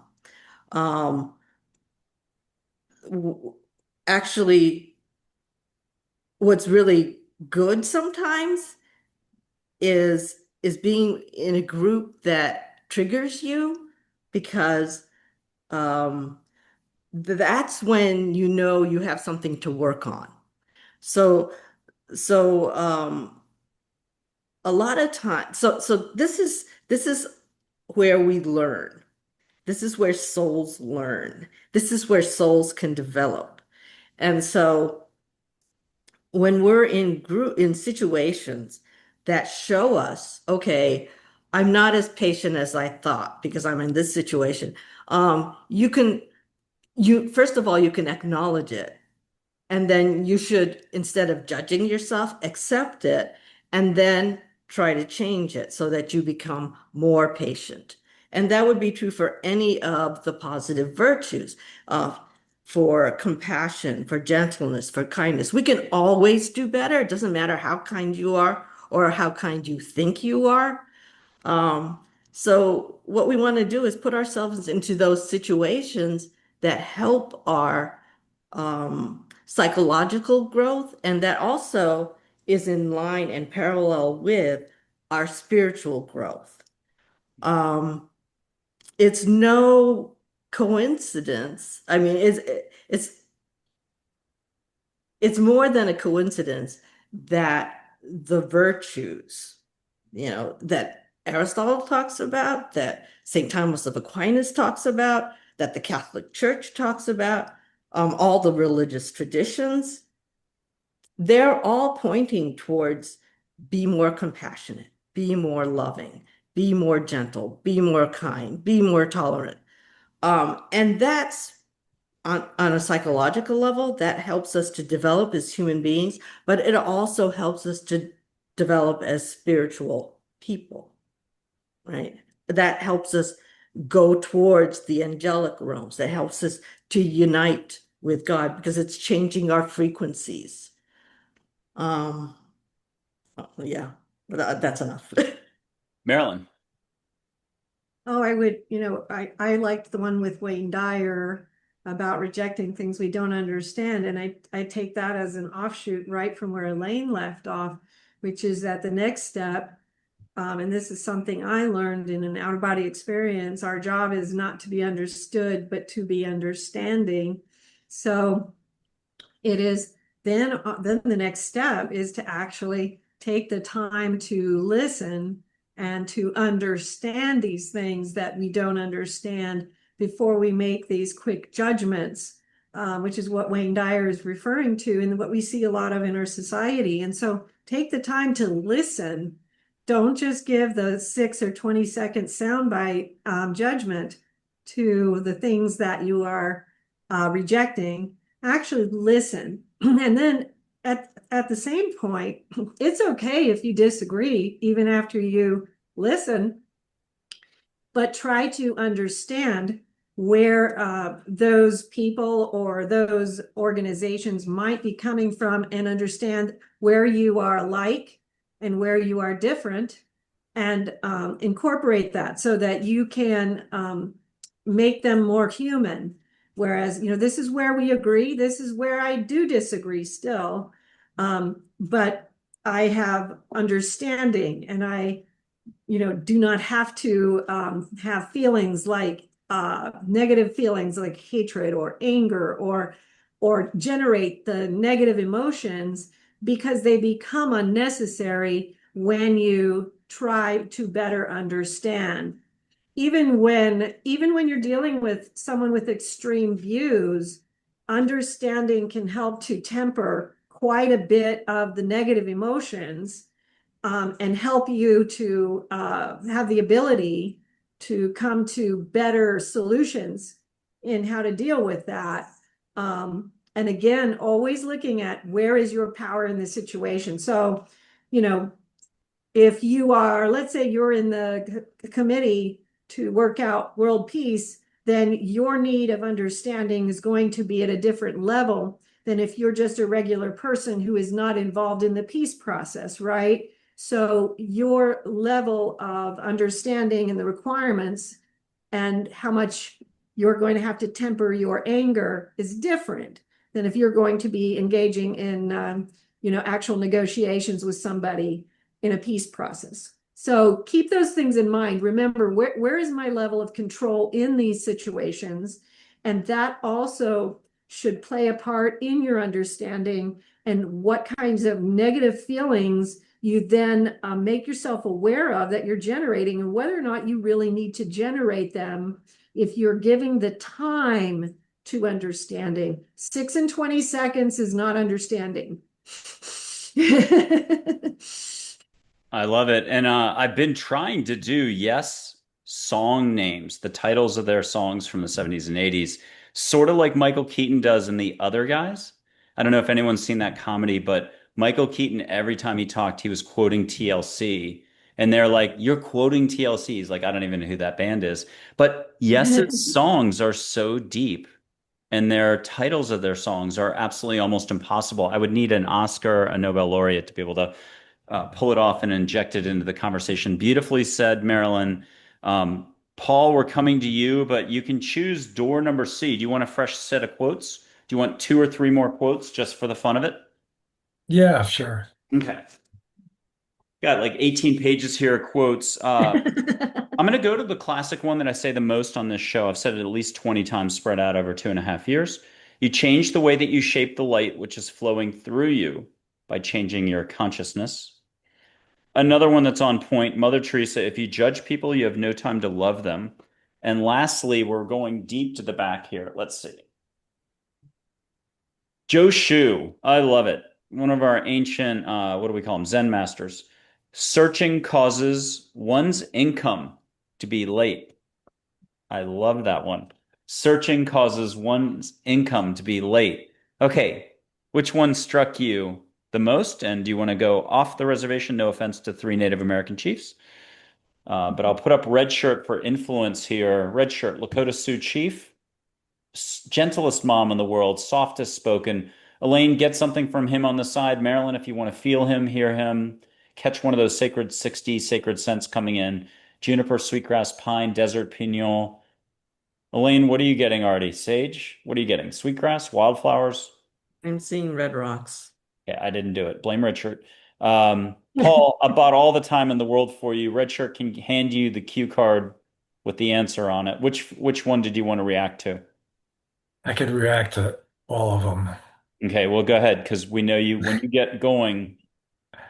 Yeah, I know. Let's see, which one do I want to talk about? I'm gonna have to stick with Elaine and the shift. Hmm. That I've been focused on that a lot lately, and how humanity is going through the big shift right now. And and I think that's one of the reasons there's so much chaos, actually, because a shift means that there's big change going on. And humans, although the nature of human experiences change, well, actually, it's twofold. There's a part of the human experience that's always changing, and there's a part of it that never changes. But we'll talk about change for now. Most humans um, push against change. They don't like change.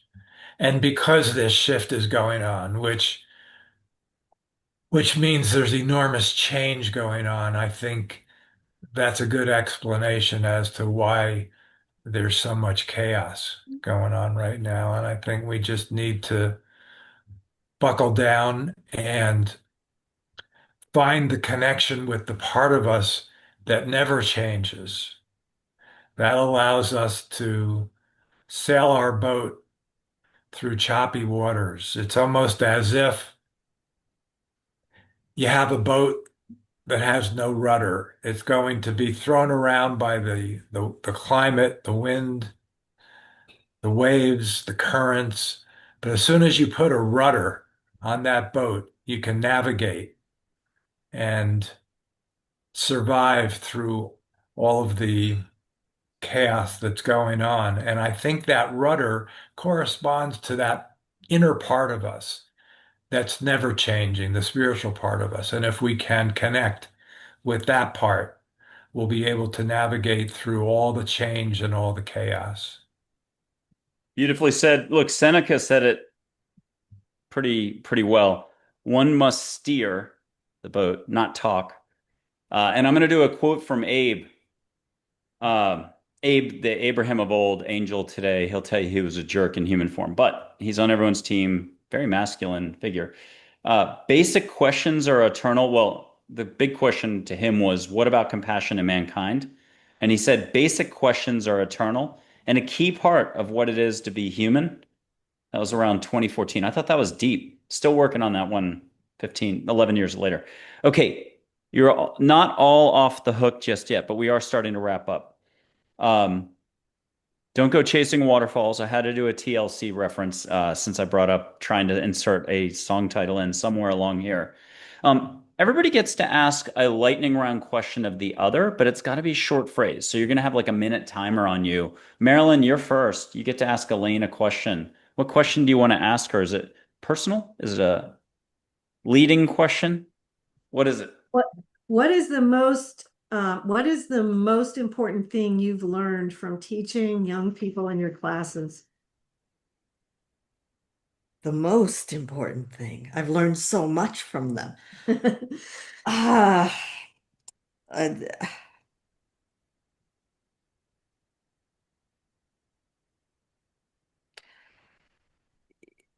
uh, probably that, yeah, you're gonna be surprised. They're just so unpredictable. You don't know what's coming next. So always be open, be tolerant, be patient and loving. Elaine, you get to pass it forward, which is what this is all about here on planet Earth. But they didn't really mean game show questions. So you get to ask Paul a question. Paul, you have a minute or less to answer. Um, Perfect. Elaine Perfect. is on the hot seat. But here's Joy and here's Archangel Michael to help Elaine out of a box. uh,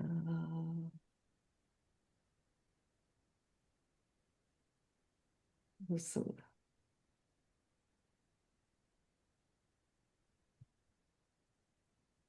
Well, okay, well, this is just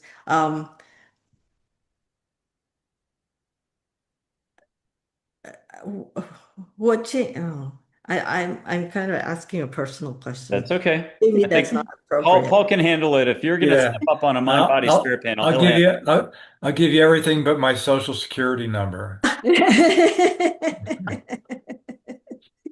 So what changes do you see coming up for you? for me.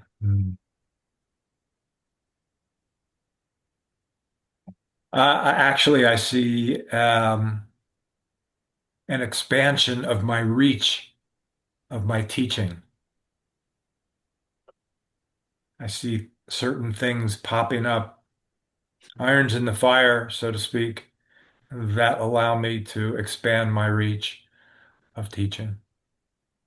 Duh. And then I'm going to keep going with this. I'm going to put up two angels. Each of you are invited to ask and listen.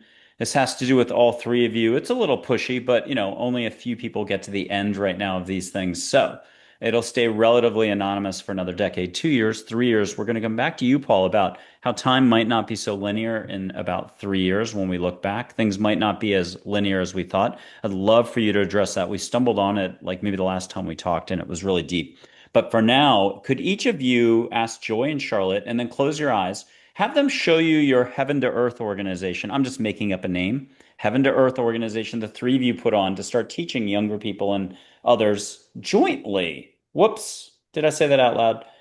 So Joy and Charlotte, see if you all collaborated a little. Of course, you'll need a guest speaker from Texas once a year, but the bottom line is hear what you hear, don't judge, and get a visual. It's worth 1,000 words.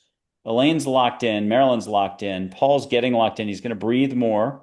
He's going to yawn extra because he's really getting it deep and ingrained, and they're going to go around everything and then hit home bullseye after bullseye after bullseye, splitting each arrow that hit the bullseye previously. No try Yoda, always try Archangel Gabriel. And Paul, we were waiting for that yawn. So, who's the we? Angels. Watch Peaceful Warrior, the movie, the bridge scene. Socrates is played by Nick Nolte. The kid, oh my God, I always know his name. I forgot his name. The kid who's the main figure, the gymnast, comes running up. He's out of time. And after he gets tossed into the creek to clear his mind, he's like, "Hurry up! Could you teach me what I'm supposed to learn?" Tosses him over the bridge into the creek. Dan Millman is the character in the movie. He comes running up and he goes, "What's that all about?" And at some point, Nick Nolte as Socrates, the adult Mr. Miyagi figure, it's an adult Karate Kid. You think it's a sports movie? He says, "We want you out of your mind, Dan." We.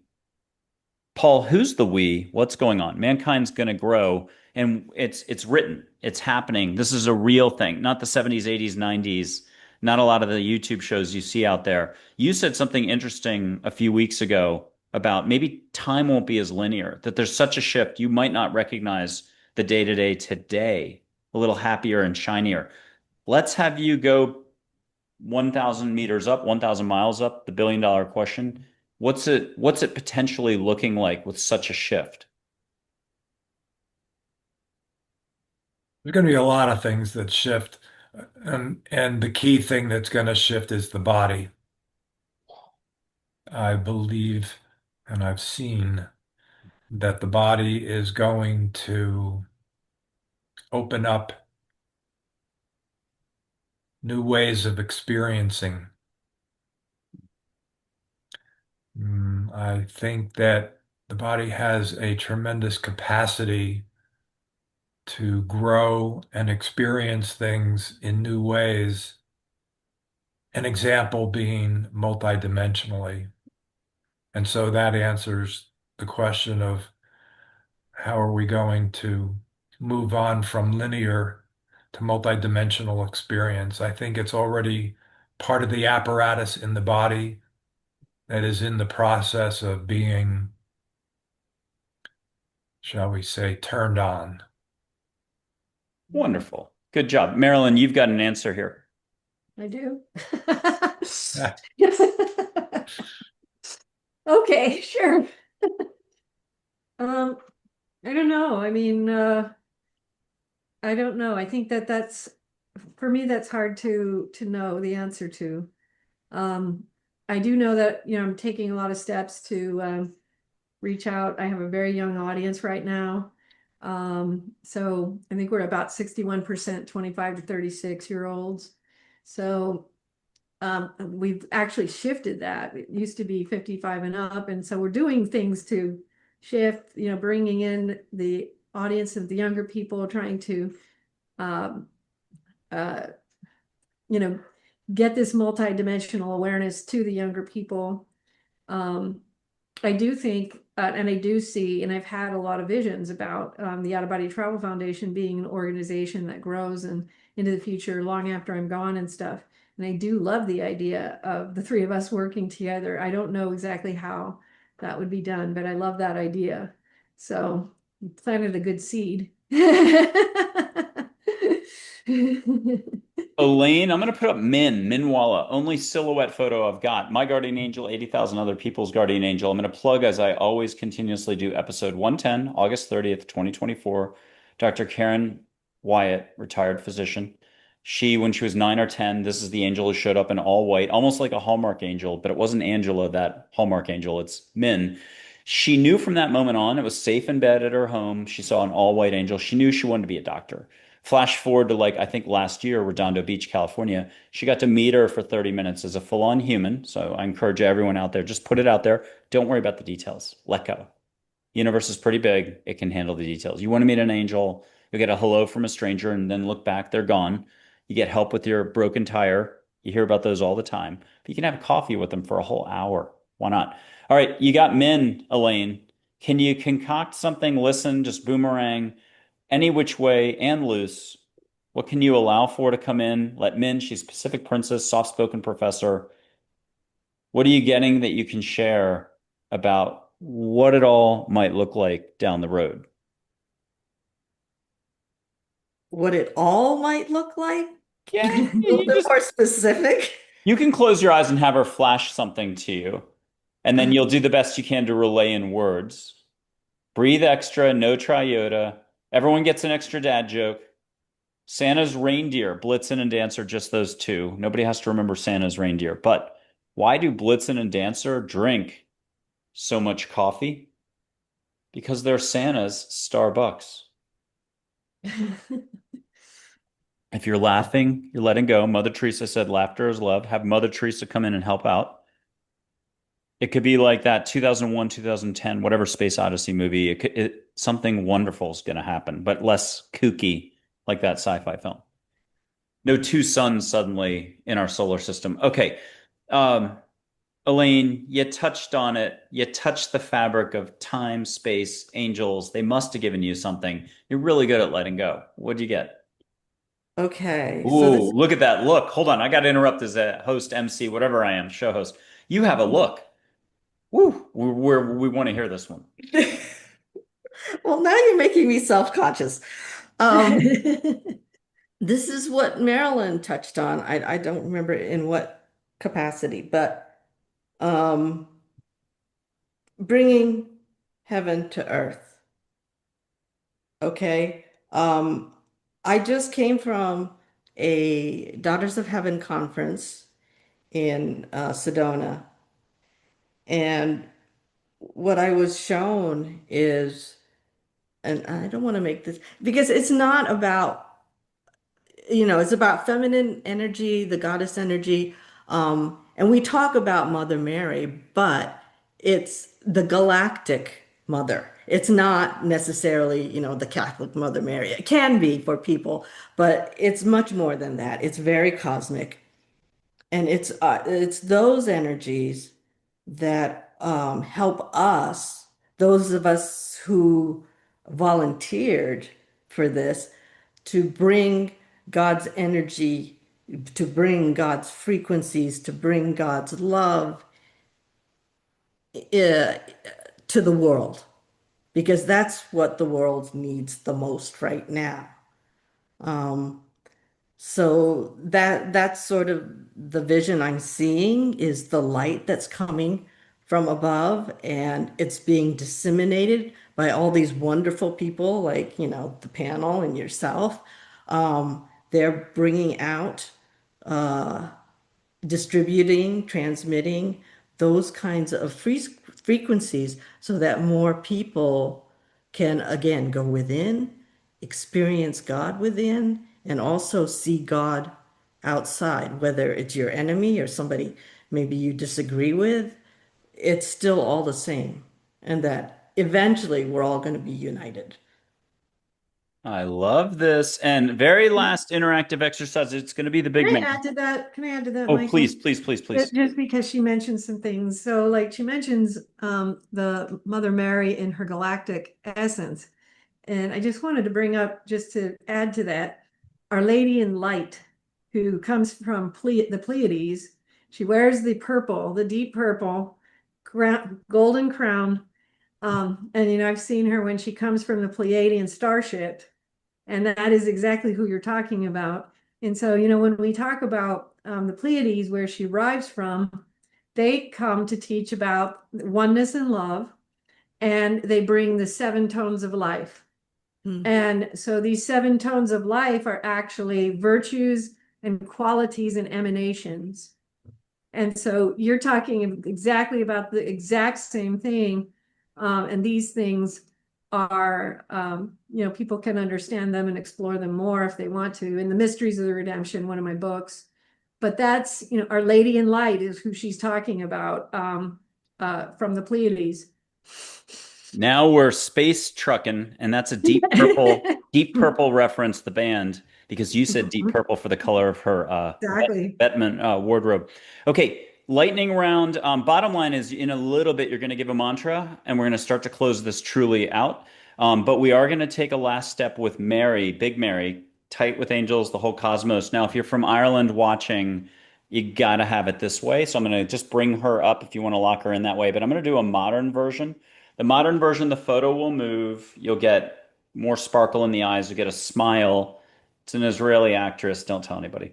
But you can also put your hand out like you're getting $100. The show is not sending you a check. Put your hand off screen and get $100 unless Elaine's going to get caught. No, she's got off camera space. Put your hand out like you're getting $50 and it's a landing pad for a ferry. But in this case, it's Mary coming in. You're going to feel her. You can get rainbow light in your hand. You can look down and see it. You're going to do it after you get something from her. Let her move in the photo. Try too hard, you're going to get glitter in the air, rainbow glitter left and right. You won't have to vacuum or write a mean note a week later. Still getting a professional carpet cleaner come in. Have Mary come in and deliver a final message for the audience. You're going to be the relayer of that message. But if your eyes are closed, when you do look down, open your eyes, you'll look down in a little bit and see in your hand whatever light she wants to show you, rainbow light, pure compassion for all of mankind. She's love, she's everything we need. If we all had her faith and trust, there'd be no more need for fear or worry. Three Native American chiefs said that about her. And I'll go with Paul first. Paul, what are you hearing from Mary? And first of all, did the photo move at all? Did you feel the light? Do you see the light? Did you put your hand out and did you get a little something there? Oh, you're muted, Paul. Sorry, I didn't do it. Yeah. Oh, there we go. Okay. I have had this phrase bouncing around in my head um, with us today, hence the joke that I started out with, but make us all one with everything. That's what I keep coming back to. I love it. And Paul, did you get an extra at least whoosh, love coming in, compassion coming in? Did you see any light? Did you feel it at least? Well, I'm getting like a maybe because Marilyn was talking about the Deep Purple, and then you brought up the group Deep Purple, but I'm getting like a stream, a river of Deep Purple Wow. coming into my heart. Smoke on the water. Okay, Elaine, what did you get? And by the way, Loud House has a crazy version. If you like really funky, Loud House is a very obscure band, but it was in that FBI movie with Keanu Reeves, Point Break. So that's the beach scene, quarterback Johnny Utah. That's the music that played. It's Deep Purple cover song. Okay, Elaine, I stalled long enough. Here's Mary. Did you connect pretty deep? Deep Purple. Yeah, so I saw a column of brilliant white light, and that was just I was immersed in it. And I just heard the word trust. I love it. And can you have a very special Pleiadian come in and add a cherry to the top of the sundae for us? You don't have to say the name, but just know that they're love. Have a Pleiadian come in and just add a little extra for us. What's the extra that you're getting? It might be just a squeeze, a hug. You feel the hand on your shoulder full on. It might be words, though. What are you getting? Uh, the word gift. Is love, compassion, the whole universe? Is that the gift we're being given? Hmm. The gift. Yay. Okay, Marilyn, you're the last talker here because then we're all going into mantra moments, which is you deliver a mantra, say it 3 times. People can feel that your energy. They can hit pause, they can put their hands out. You're sharing it's only love and above for decades to come, chaperoned by angels. Marilyn, what's this about Big Mary? Is there something about Mary we need to know? Oh, okay. Well, the things I saw were the seashell in my hand with a giant white pearl, pearl of great price, which is the kingdom of heaven. And I got my Kansas song, which is Carry On My Wayward Son, There'll Be Peace When You Are Done. And I wanted to kind of shoot out from Paul where he was going with this universal field of being, this stream, this river of existence. And what I was continuing to hear, which is something I hear a lot in the out of body travel state, which is take a little walk in the movement today. So it's either cry me a river or take a walk on the wild side. I got you. Okay, everyone, let's go deep. Or go home. You're already home, so let's go deep. I'm just holding up random angel photos. They're not even fully showing right now, and you've already got your own teams. Just close your eyes or leave your eyes open or say, I got it. What mantra do you want to share? You got to repeat it 3 times. It's to help a person if they were to say, if it's Dorothy, there's no place like home. There's no place like home. Click those heels and bam, you are back in Kansas anymore. Um, Marilyn, you already got your mantra or no? Elaine, you got yours. Okay, you're nodding. You're on. What's your mantra you want to say 3 times? Today is the day. Today is the day. Today is the day.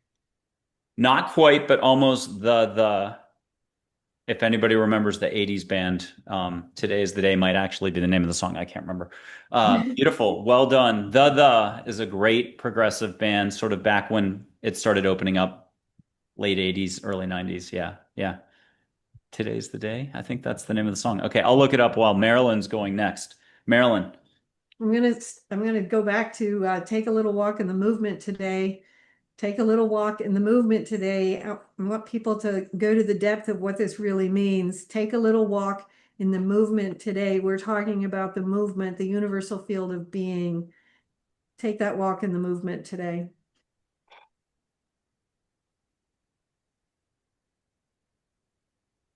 Today is the Day is the name of the 1992 song of an American noise rock and experimental metal band founded by Steve Austin, the $6 million man. Not okay. But we can still have a $6 million answer. We'll make it a $6 billion answer because Paul Sugar's dialing deep into his Billy Crystal side because he's got a great sparkly laugh and a great sense of humor. Okay, feeling love with everyone and everything everywhere. Feeling love with everyone, everything everywhere. Feeling love with everyone, everything everywhere. Hmm. I'll say, don't go chasing waterfalls. Step into one. Let the rainbow light waterfall. I'm not going to repeat it 3 times. Let the rainbow light waterfall be your mantra.